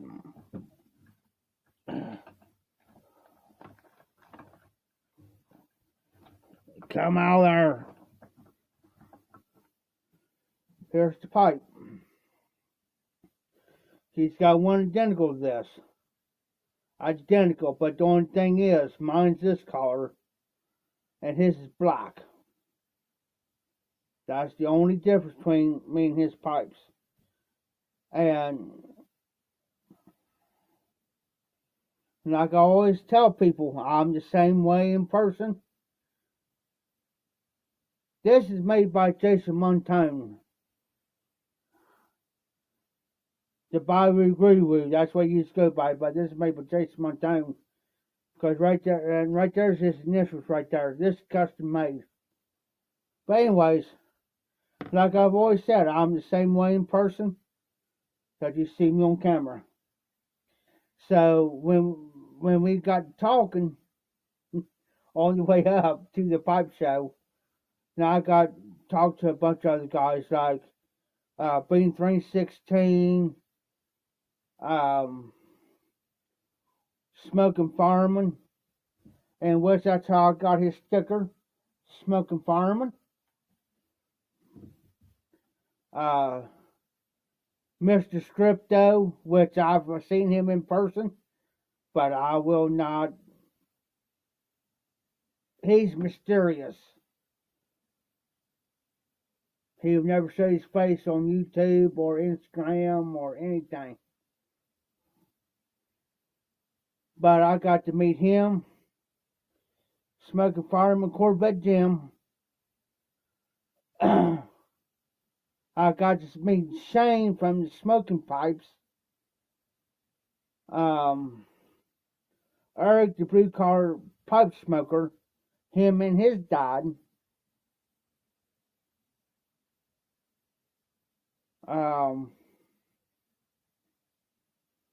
There's a couple of people that I met that is actually subscribed to my channel. I got to meet, because I was sitting down with a bunch of guys like Bean 316, Smoking Fireman Cody, Bean 316's Brian, and we was all sitting around with a bunch of guys, and this guy was sitting next to me. He looked at me, he said, "You Jeff, ain't you?" I said, "Yeah, I'm Jeff." I said, kind of looked at him, kind of like, okay, who are you? You know, I didn't know. He says, "I'm subscribed to your channel," and I forget his channel name. Since he mentioned his channel name, Sarge has been working.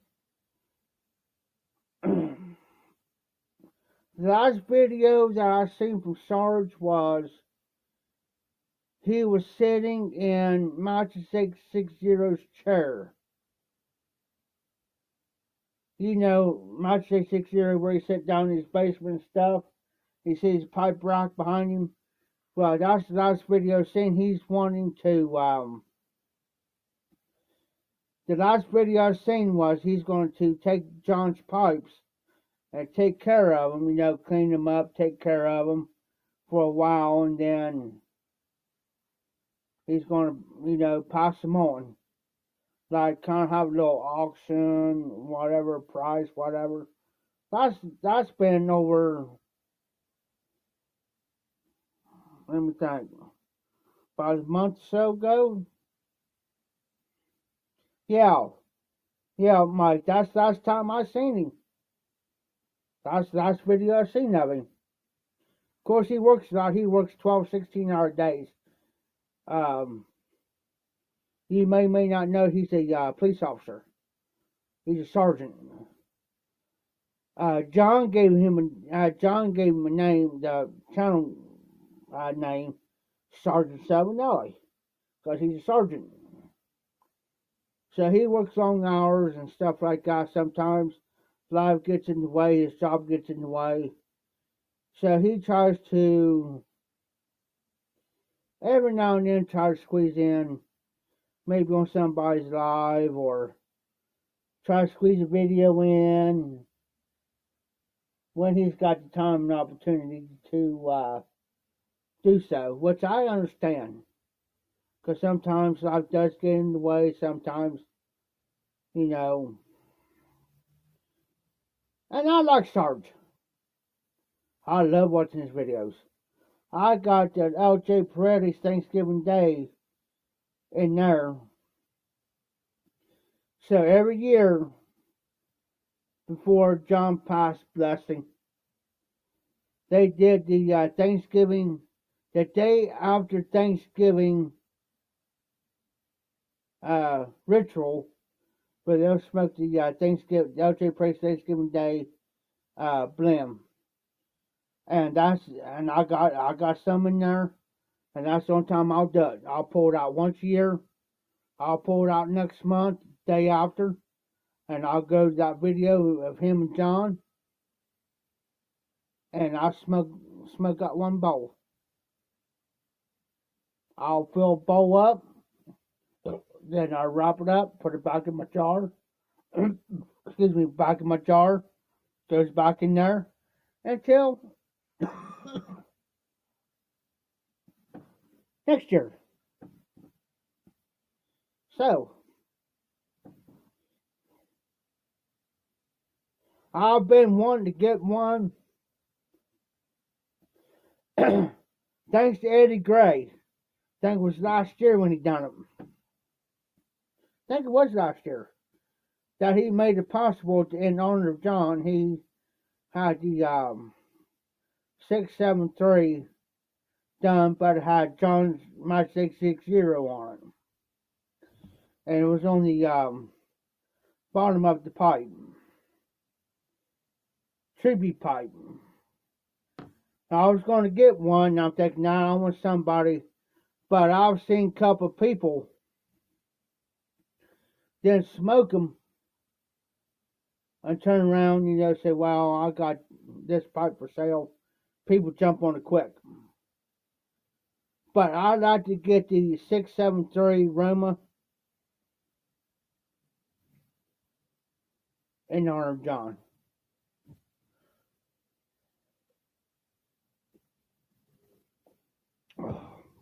The closest 790 that I got, in which I'll pull it out, if I can, if you'll let me. It is the 790 Chevy 320 KS. This is my 790 in memory of John. So, yes, between him and Danny Shore and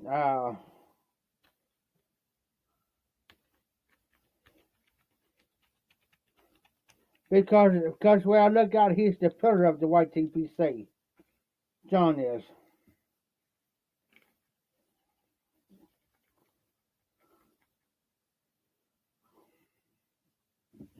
I got this on a trade. This pipe here.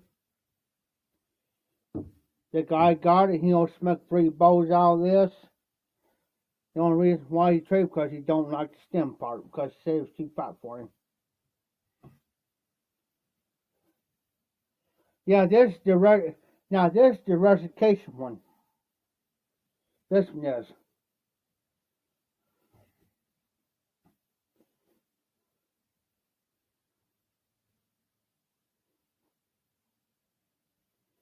Now this passes the pipe cleaner real good. Real good. Which, that's a good thing.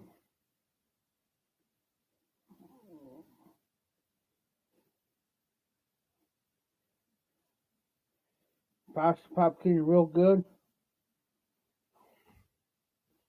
So,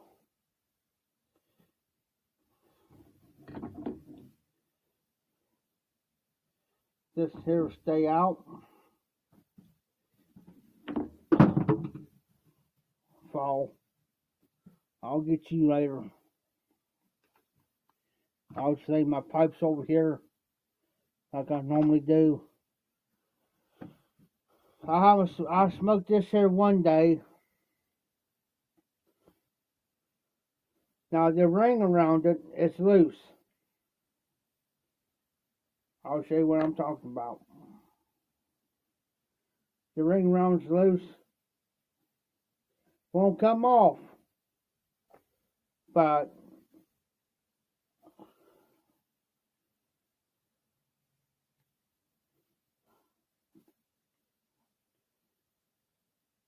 even though I know it's past the pipe cleaner, I just keep it like that, clean it.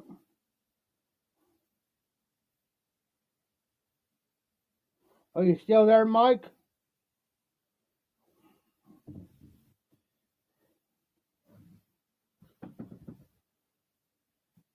Yeah, sometimes it does it on me.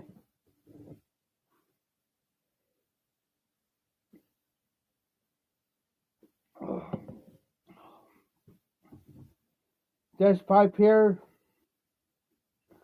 I'll smoke any Burley, Perique, or Virginia's out of it.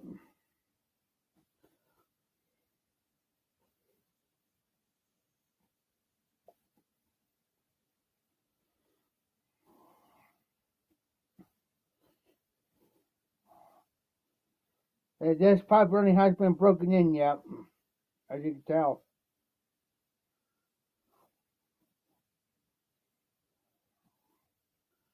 But good feel in the hand. Good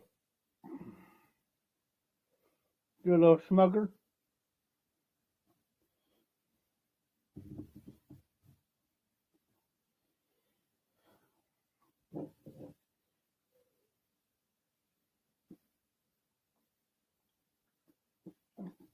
I'll be right back.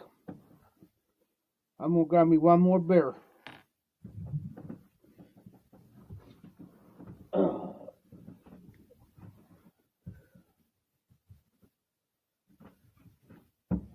And while I'm thinking about it,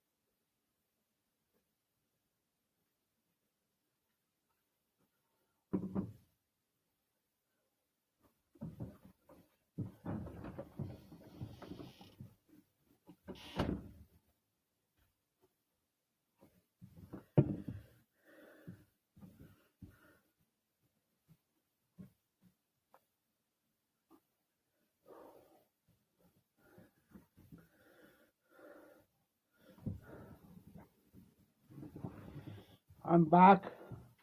Hey, Mike, you still on?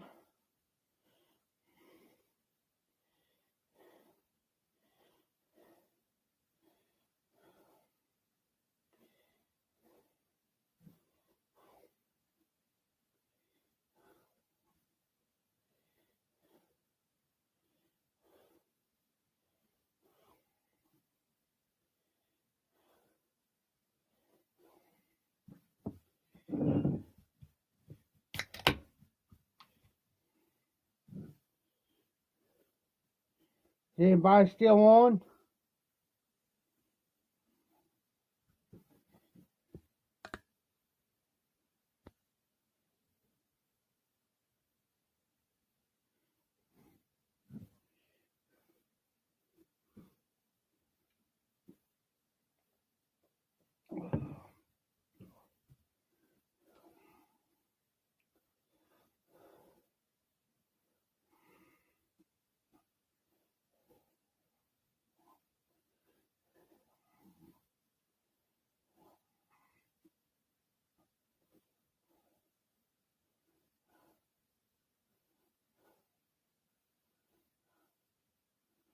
Okay, still show me I'm still on.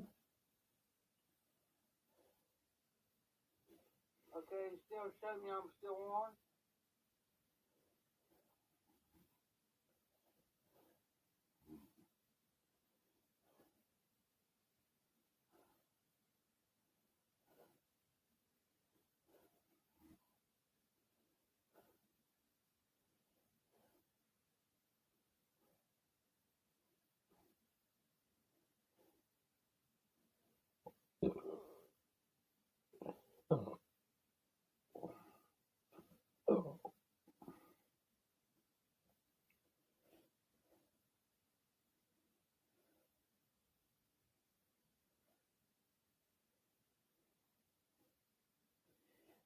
I can comment from my other phone.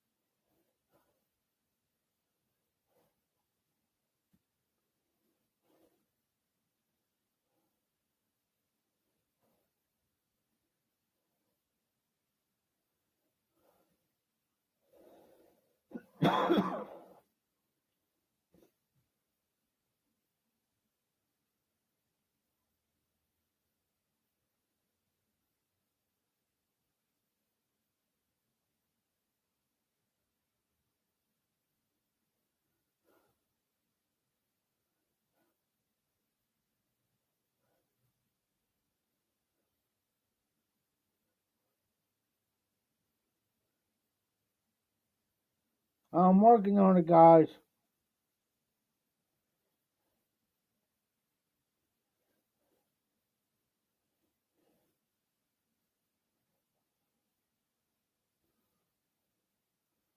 Alright, I'm gonna go ahead and get on.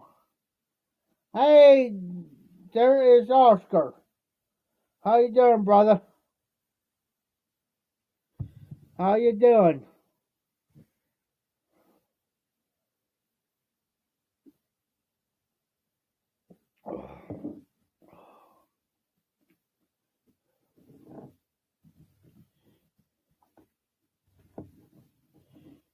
I got my pipes over here.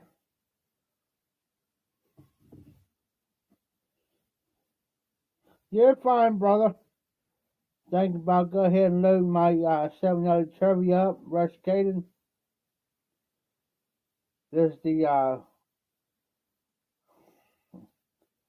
700 Chevy 320 KS. This is the rusticated one. There's a smooth one.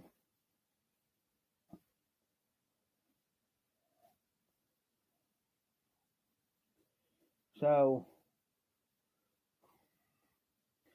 yeah, I got this, I think last year. No, I'll take that back.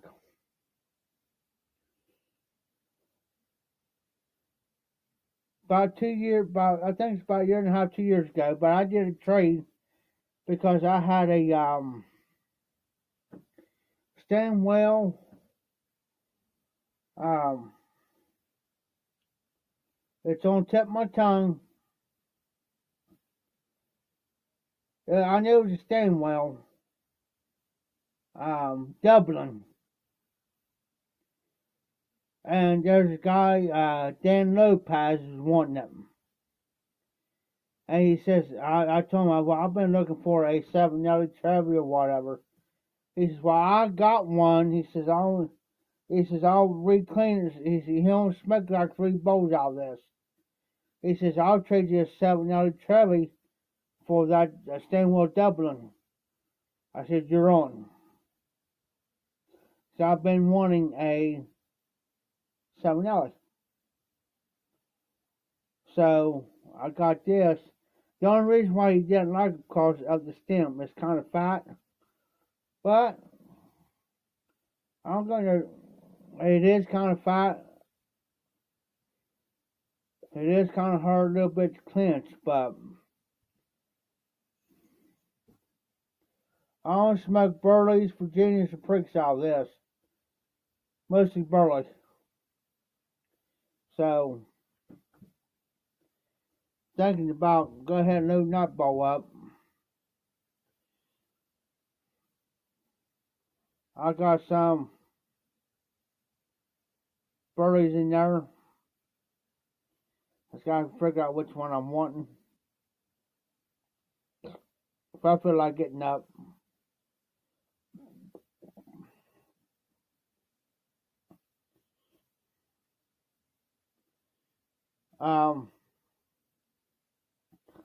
I did got a couple more corn cobs out. This here's my, yes sir. My day was great. I'm home. This is my home. As long as I'm home here, I'm good. There's one of my corn cobs. I think this is the right boy. But then also I got my general out. So that's going into my pipe rack. I just got them sitting on my table for right now.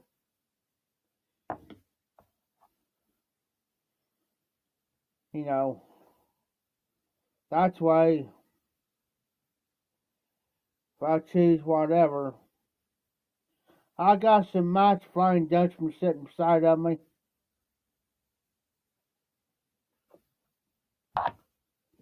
I'll show you. Match Flying Dutchman. I'm trying to think who sent me this.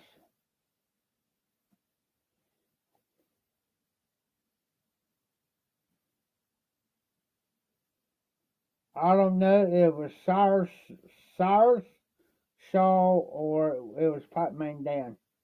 Somebody sent me a jar of it. But a mysterious person, I ain't gonna mention their names. Frog Morton on the town, McCollins. I got some more McCollins in there, but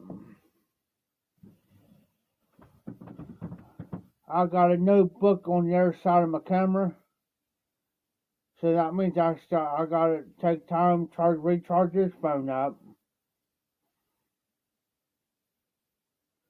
Okay, that's right, Oscar. I was trying to think who sent me that. And yes, I still got the Match -65 in there. I just happened to find this one. Still almost full jar of it, but I've been smoking in my cobs. See, people send me so much stuff. People send me so much stuff that I can't keep up with everybody. Who sends me what? So now I got a notebook. I got in my second drawer right there. I got like 41 samples. 41 samples that was sent to me. So now I got a notebook. Thanks, Oscar. And it means a lot. It really does mean a lot to me. But now I got another notebook. Now I got to take these 41 samples and start writing out each one in the notebook.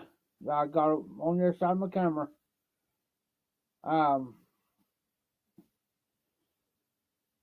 I got to write them all out, and I got to go. I know it's going to take me over an hour to do it. But what I'm doing is, instead of writing the whole thing out, is I'm writing the blend like Frogmorton on the town. I'll put Frogmorton on the town, and I'll put the content. But I'll put what it say like an English blend, and I'll put the content what's in that blend. Like Latakia, Oriental Turkish, whatever. Because used to, what I used to do, I used to write the whole thing out. But now I can do reviews on the blends. This has been my philosophy. I will not do review a blend that's not currently available. Like the McCollum blends, like Frogmorton series. I won't do them. The only thing I'm going to do now is the blends that are available, because I'll be fair to everybody else. It's like this here. This McCollum's Frogmorton on the town. They don't make this anymore. Okay? They don't make this anymore. So why should I do a review on that when you can't even get it?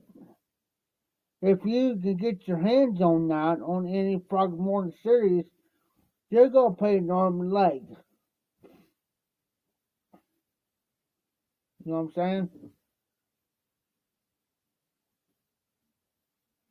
Because it's a unicorn blend. Now, if they make the match like the Flying Dutchman, whatever, then that's fine. I can do that. But see, here's my thing. Like the my mixture 965. Now I had the original. So I know what the match should smoke like. You know what I'm saying? Now, as far as the Flying Dutchman, I never had the original. I looked it up earlier. Only thing I'm finding out when I looked it up is only thing I know it's an aromatic, but for us the contents in it, I don't know what's in it. But I know it's aromatic. I like it. Don't think it does not give me no tongue bite.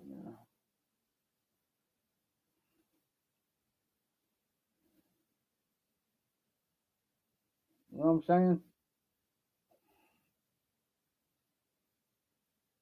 Now, I got some blends in there. It's in this samples that I had before, like Northwoods, Frogmorton Cellar. I had it before. Warhorse Red. I do got a tin of it up in there. Plus, I got a small sample. So, 'cause I'm almost out of it. Um, Now I like the McConn's 5100 red cake. The 5100, never had it. Um,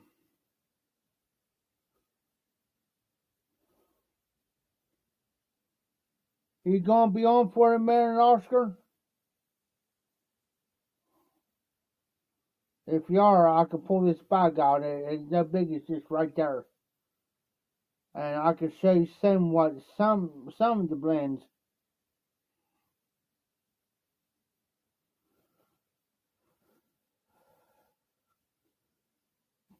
To my honest opinion on that, on Northwoods,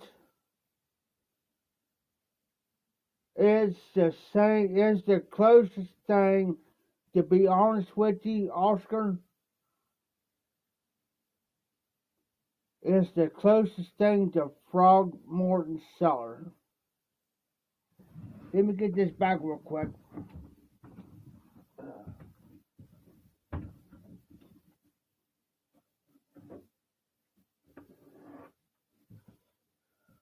I gotta move something.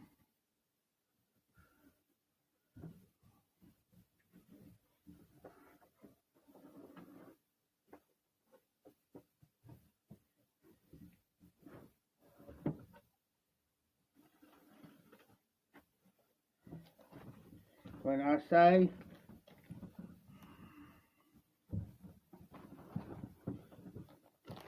when I say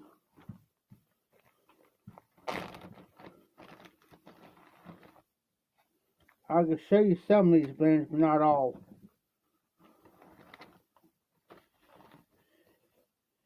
Like McConn's 5100, McConn's 2040.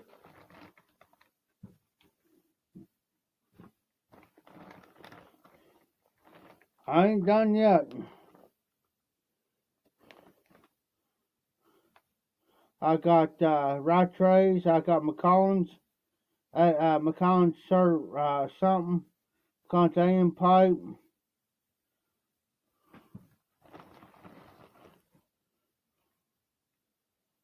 Frogmorton Original.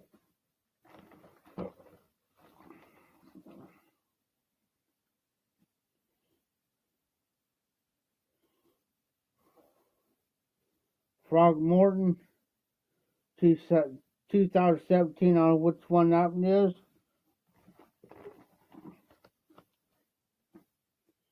I got Jermaine's Medium Flake.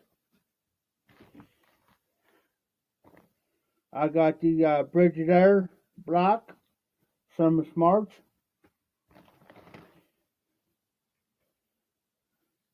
Frogmorton Cellar. Galvin Hogarth Louisiana Flake. McCollins Samurai number 1, 2007.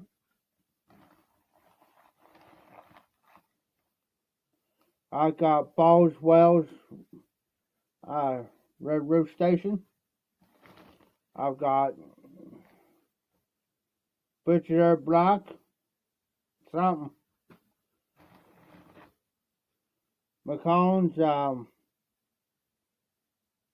Yancey. Agonio. Something. There's some Warhorse Red.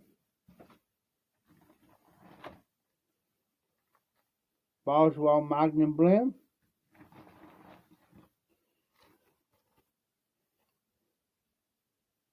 Three Ps.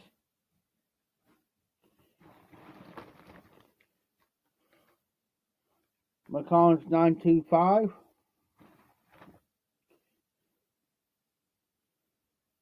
On what that one is. Because some of these ain't marked. Like out there on what that one is.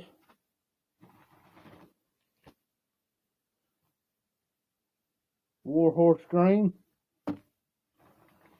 Never had. I got one there. I don't know what that one is.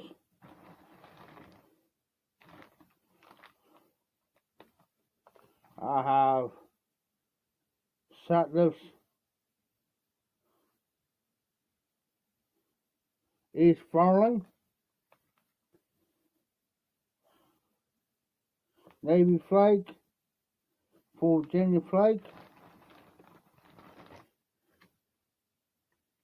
C&D Small Batch, something starts with an S.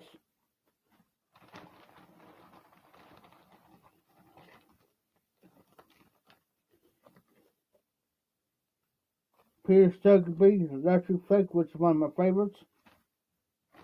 Had that one before.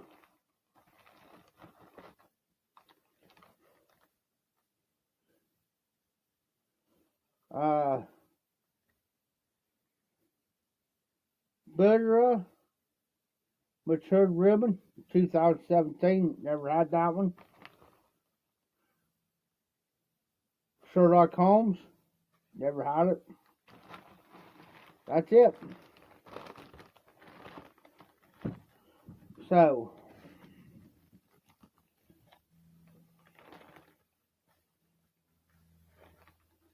like I said, there's some of these I never had.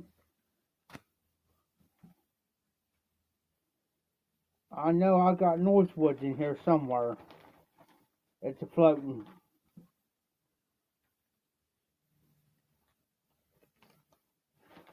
We'll find it.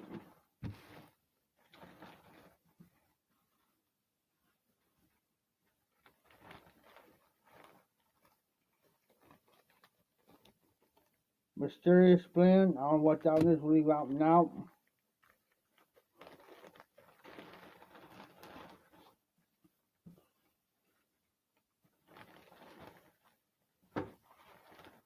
Oop, drop one.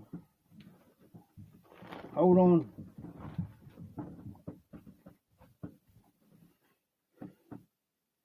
That is three piece from 2016.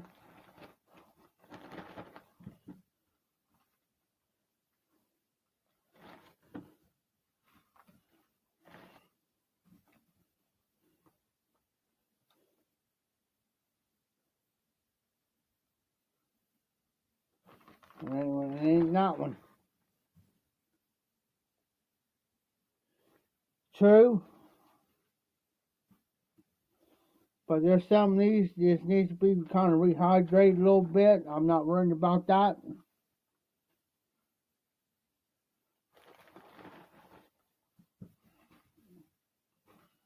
I'm just trying to find Northwoods because I know I got it.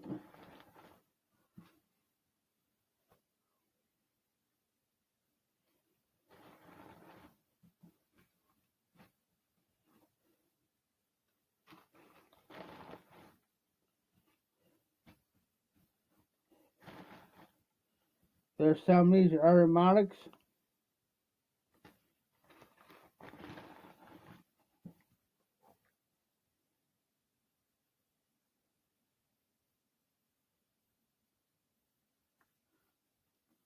Not that one.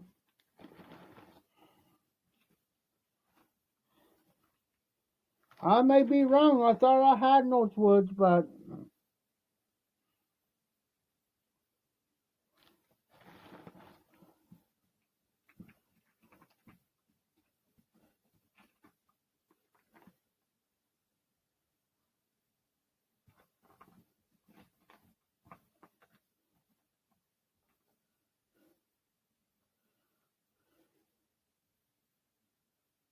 not that one.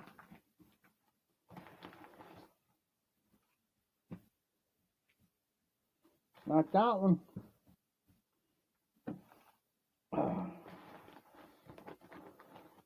I might have it in there.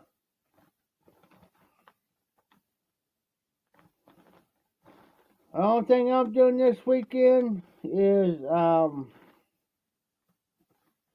well, Tim's coming in tomorrow long enough to bag this stuff up in here, and we just gonna probably sit around and shoot the breeze. But other than that, we may go out to eat somewhere. But other than that, probably ain't gonna be doing nothing else. Probably sit back here and chill out, drink a few beers.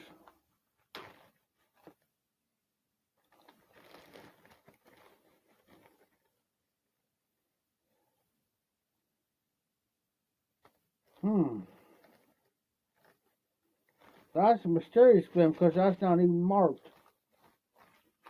If you give me a few minutes there, Oscar, I'll go get me another beer here real quick. It won't take me long. Just give me a few minutes. I'm gonna grab me another beer real fast. I'll be right back.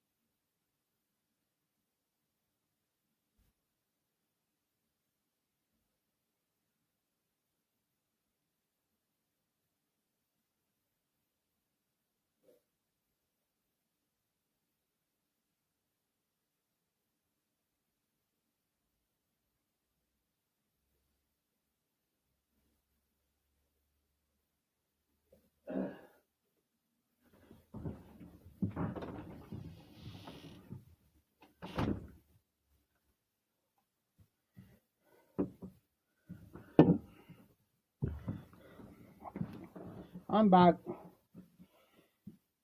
But we're gonna find out what this blend is. Oh, I love it. I love it.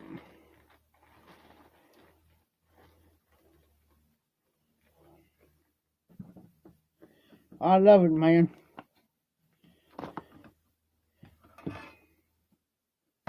I enjoy it. I love it. Gives me a peace of mind. I don't have to be up in the open area. I can be back here, my door closed. Don't have no worries. I can actually lock my door from the inside. So forth and so on. So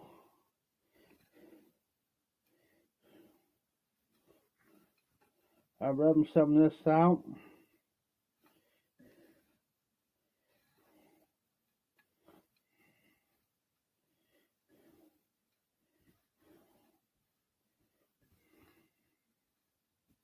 And we're gonna have a smoke.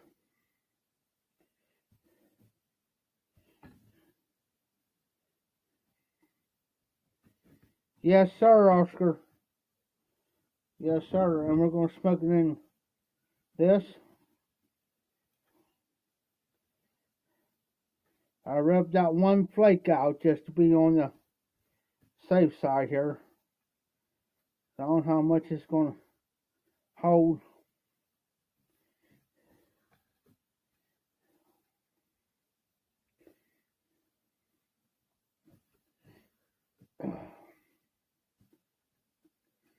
Just perfect. So we'll set that there to the side for a second. Yeah.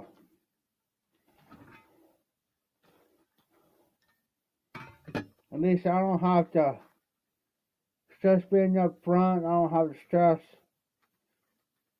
in the other room back there because it leaks. So I don't have to worry about this. Now, excuse me for a second. So I don't have to worry about anything, Oscar.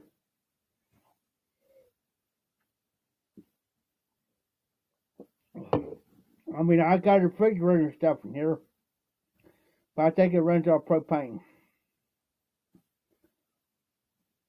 But that's not a problem. Um, as far as that goes, I can sit here and watch TV.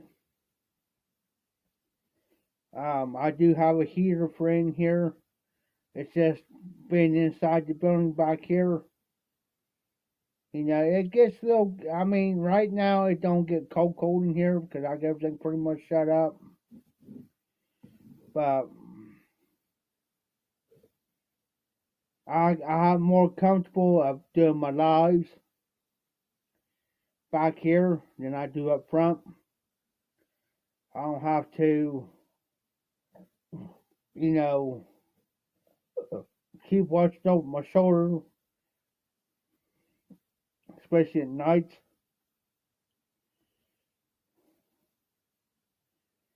But I always lock my inside of my door every night when I come in here. If I know, but the only thing I gotta do is I have to walk up front and use the bathroom. That's the only downfall, but that's not a problem. I do have a flashlight to walk through the building, but other than that, I'm good.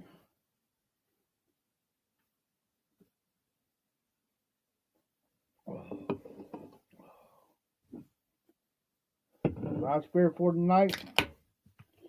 You know, I got one more. I got one more beer, but I'm keeping it for tomorrow. So we're gonna fire this mysterious blend up.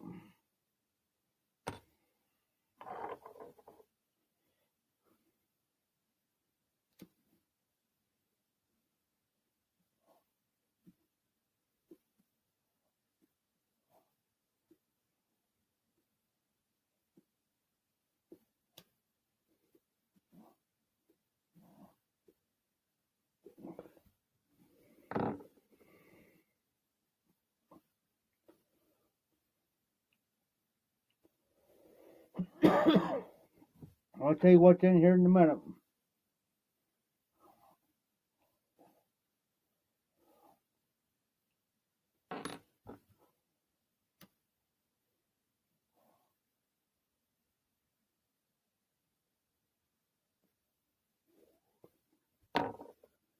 Sorry about that.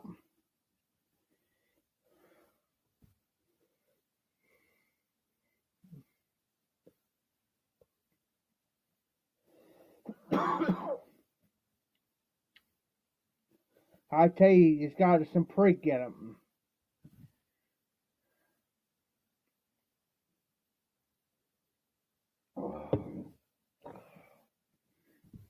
That's for sure.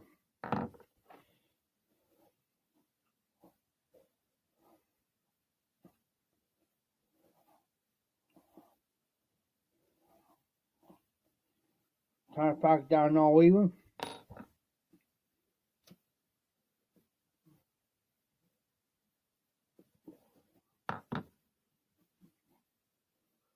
I can't pinpoint what this blend is. It's not marked.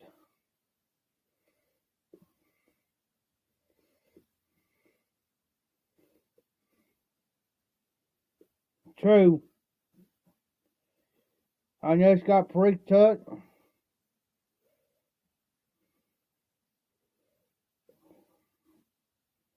Some barley.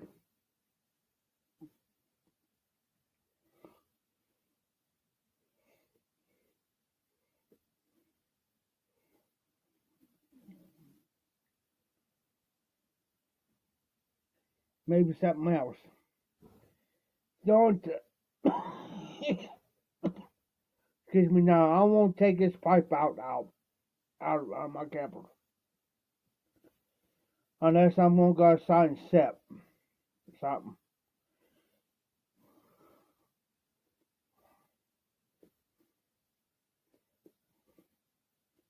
There's some kind of flake.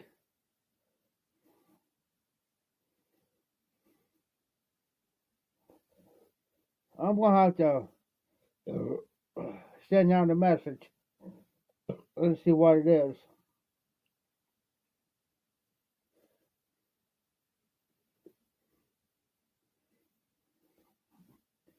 I like my pipe tobacco on the drier side anyways, because some of these needs to be rehydrated. But I like my tobaccos on the drier side anyways.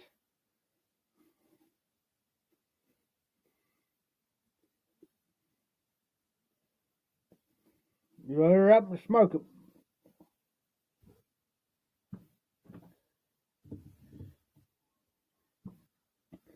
Set that down for a minute. But I do got some Midnight Moon. It is moonshine. It's apple pie, juiced apples, and cinnamon.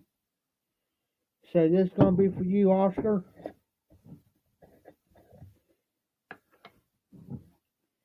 Normally I can keep this in the refrigerator, even though it's not recommended. I don't see where it says you have to keep it in the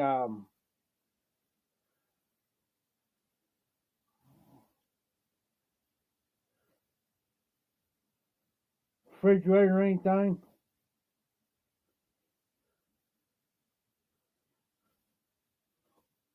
So this is for you, buddy.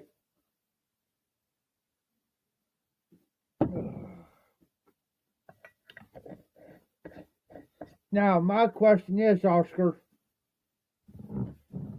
can you keep this out of the refrigerator? Yes, it is good. It's got crafted, that's what it says. It's crafted with 100% all natural ingredients for those with nothing to prove. Midnight Moon is definite spirit for the rebel in all of us.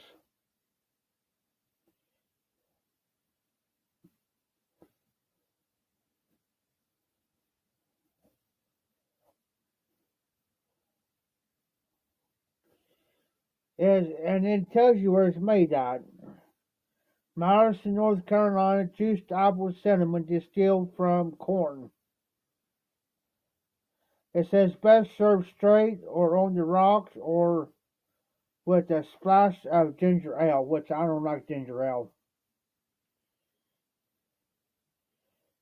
But it doesn't say anything you have to keep refrigerated.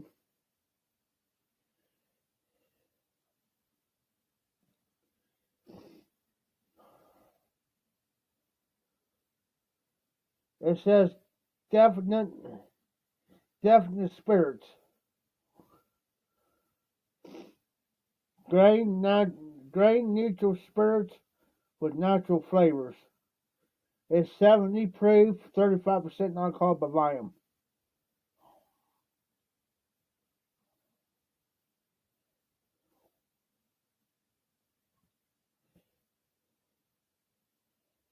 Because I really don't feel like walking back up there. But it doesn't say. Now, I have some banana pudding. Some banana pudding that you have to keep refrigerated because it's got the milk and soy in that. Which I can understand that. It tells you right on the label.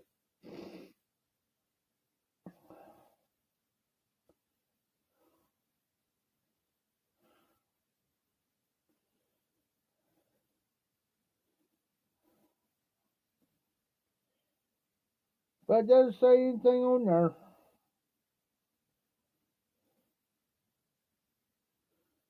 It says 100% all natural. Settling. The only thing it says, settling may occur. So, every once in a while, you give it a little shake.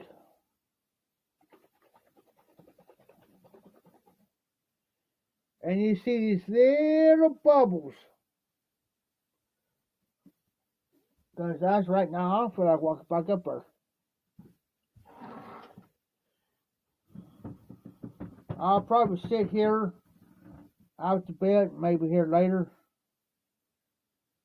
and see how it goes on the tobacco. I can't drink too.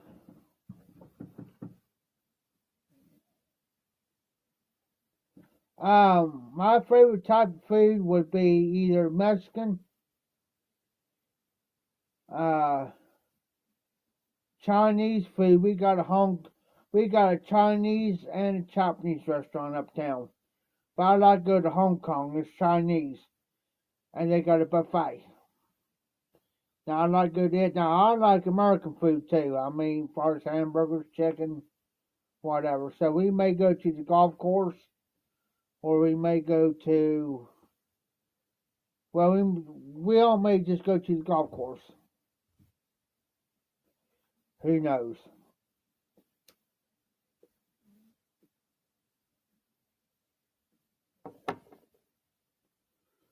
Who knows what we might do?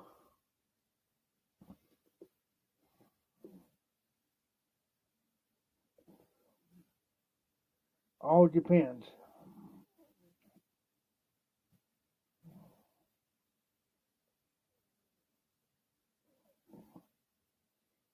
Because they like to go over and get the Saturday dog. This Saturday dog's about this big around, about this long, and my goodness. And you get a load of, and you get a bunch of fries with it.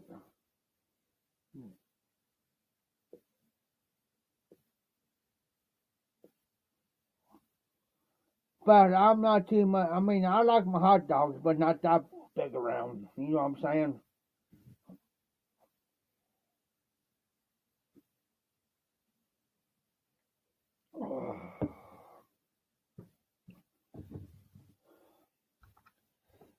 Now I set that down. That's it, but on the spicy side. But yeah, that's just me, Oscar.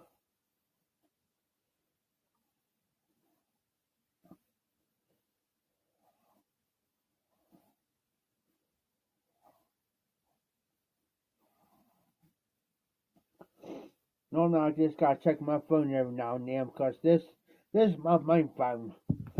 It goes off.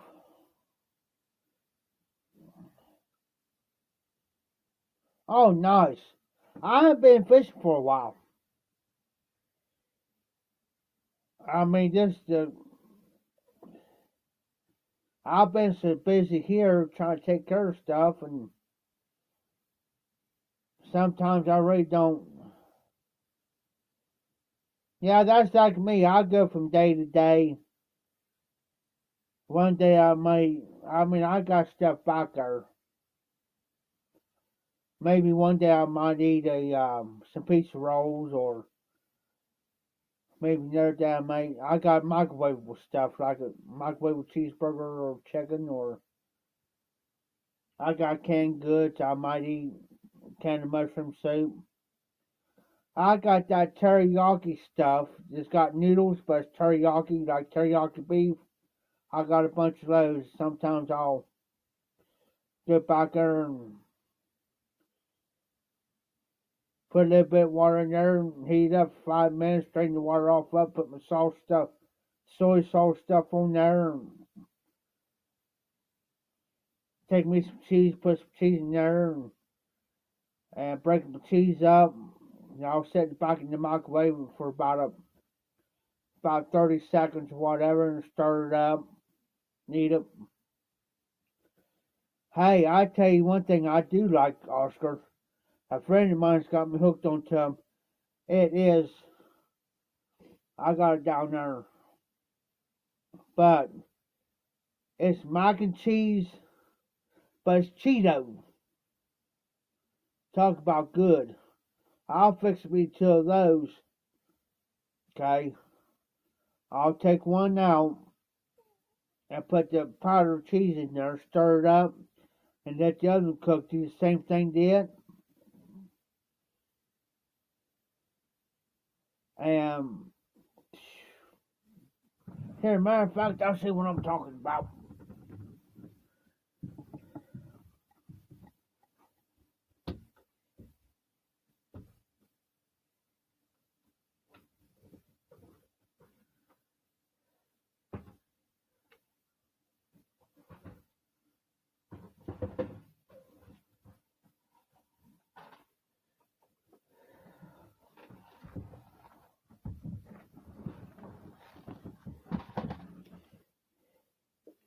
That's what I'm talking about, Oscar.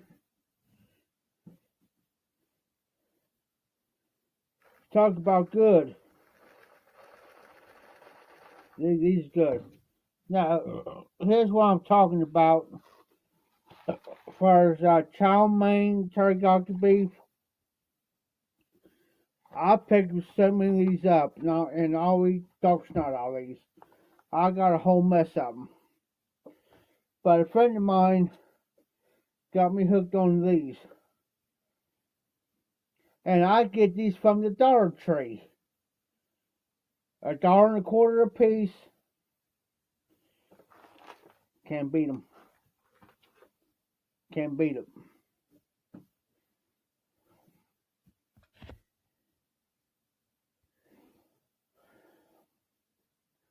I'm going to be on a few more minutes. My power's getting low. Just checked it. I got enough time to finish this, so yeah. These are super good. I fixed, like I said, these here. I'll fix one. I'll go ahead and not much. Now I'll put my pocket cheese in there stirred up. At the same time, I'll fix me another one. Now I'll pull that out and do the same thing, repeat. Then I'll just take that one and put it in this one. Then I'll stir it up real good. And there's me a meal.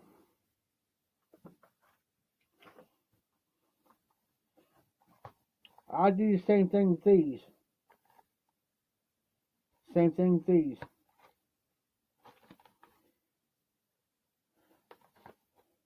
It's got the savory sauce in there.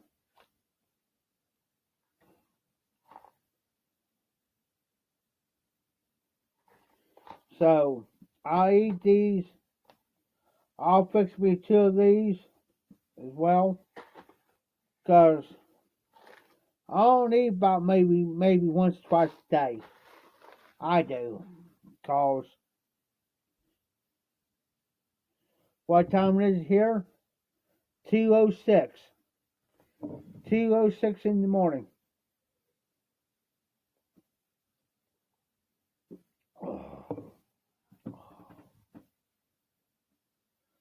Usually I'm usually up till about 3-4 o'clock in the morning anyways. Usually.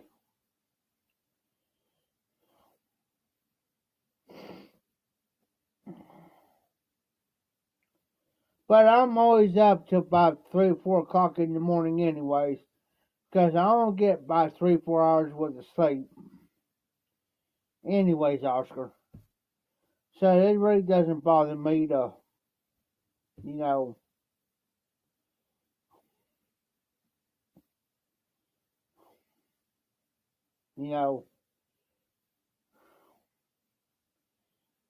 to be up until, there's times I've been up all night because it's called, I'm trying to pronounce the word. It's insomnia, where you have trouble sleeping. I have that some nights. There's been nights where I'll be up all night, all day. Then there'll be some nights I can sleep good. There'll be other times I'll be up. Especially if I drink these. Now, if I drink these too much, that's the word. That's the word, Oscar. I got that. Yes, that's the word. I got that. I got that. Yeah. Because there'll be nights I'll have it. Like I say, there's some nights I'll be up. There's been nights I'll go to bed. Say there'll be nights I'll go to bed. Say like at 10 o'clock, like about 11 o'clock at night, and I might sleep till about 2:33, sometimes 3:30 in the morning, and I'm up. Other nights I can go to bed and get a full night's sleep. But my trouble is too is these here, because it wires me up. It's like giving me Red Bull.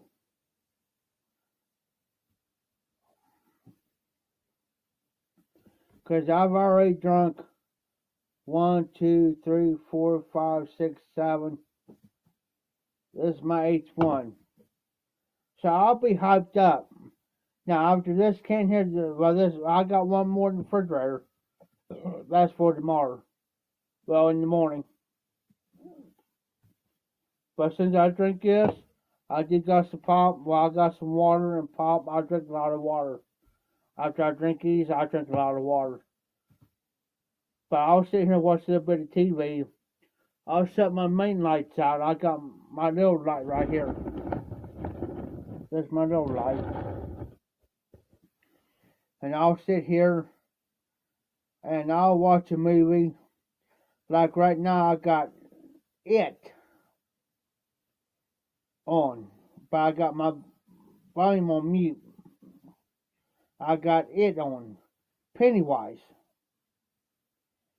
So then a lot of times too, I may sit here and watch a movie, or I'll sit here and watch YouTube. It's enough for me to wind down, long enough for me to go to bed.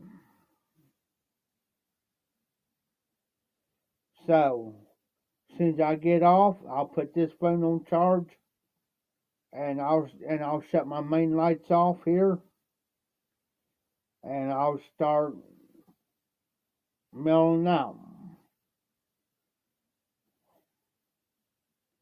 As long as I don't touch the other beer, and I don't touch this stuff over here, this apple pie, I'm good. Because if not, I'll be up rest of the night, and then I'm gonna feel like crap in the morning. Cause see, Tim's coming. He said, cause see, Tim called me earlier. He said, I'll be there in the morning. Okay, y'all, you ain't gonna be here in the frickin' morning. You'll be here about 1 or 2 o'clock.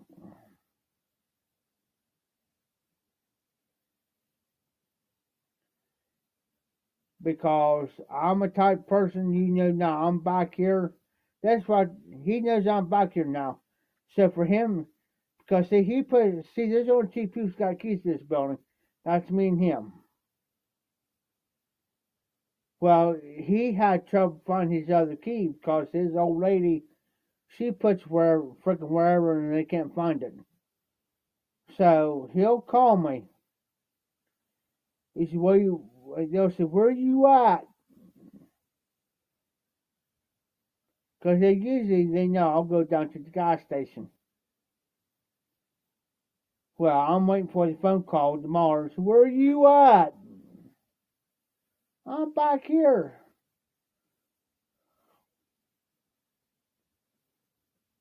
You know, give me a few minutes. Let me get dressed. And if they call me and they do that, and then when I get up there and lock that door, I'm going to say, where's your key at?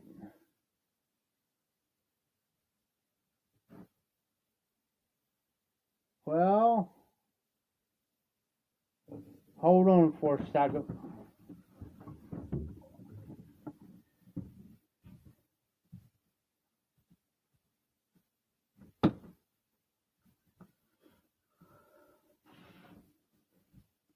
Well, I'm going to put this stuff away real quick.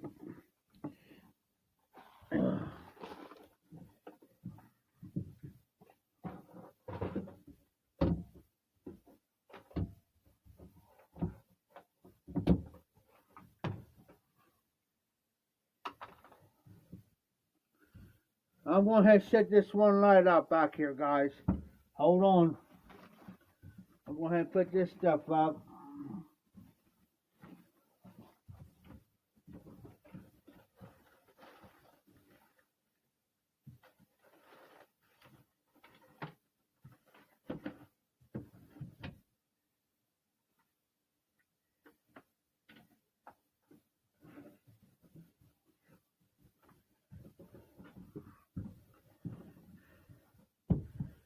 Alright, guys. I just got a notification my brother's getting low. Thanks for stopping in, Oscar, RD, um, Mike from Recovery Know It All. Thanks for stopping in, guys. I appreciate you. I'm gonna get home. I'm gonna get off and relax, so where I can lay down for a couple hours. Um, I should see you guys. Thanks, Oscar. I should see you guys Sunday night because all Brought Up's gonna be on tomorrow night, hopefully. So I should see you guys Sunday on my regular live. Be careful, be safe. You, Oscar, you be careful, be safe, be well. Have a great day tomorrow. Have a great day Sunday. I'll see you guys Sunday. This is the High Office Piper. Keep him lit, keep it in the burns, and y'all take care.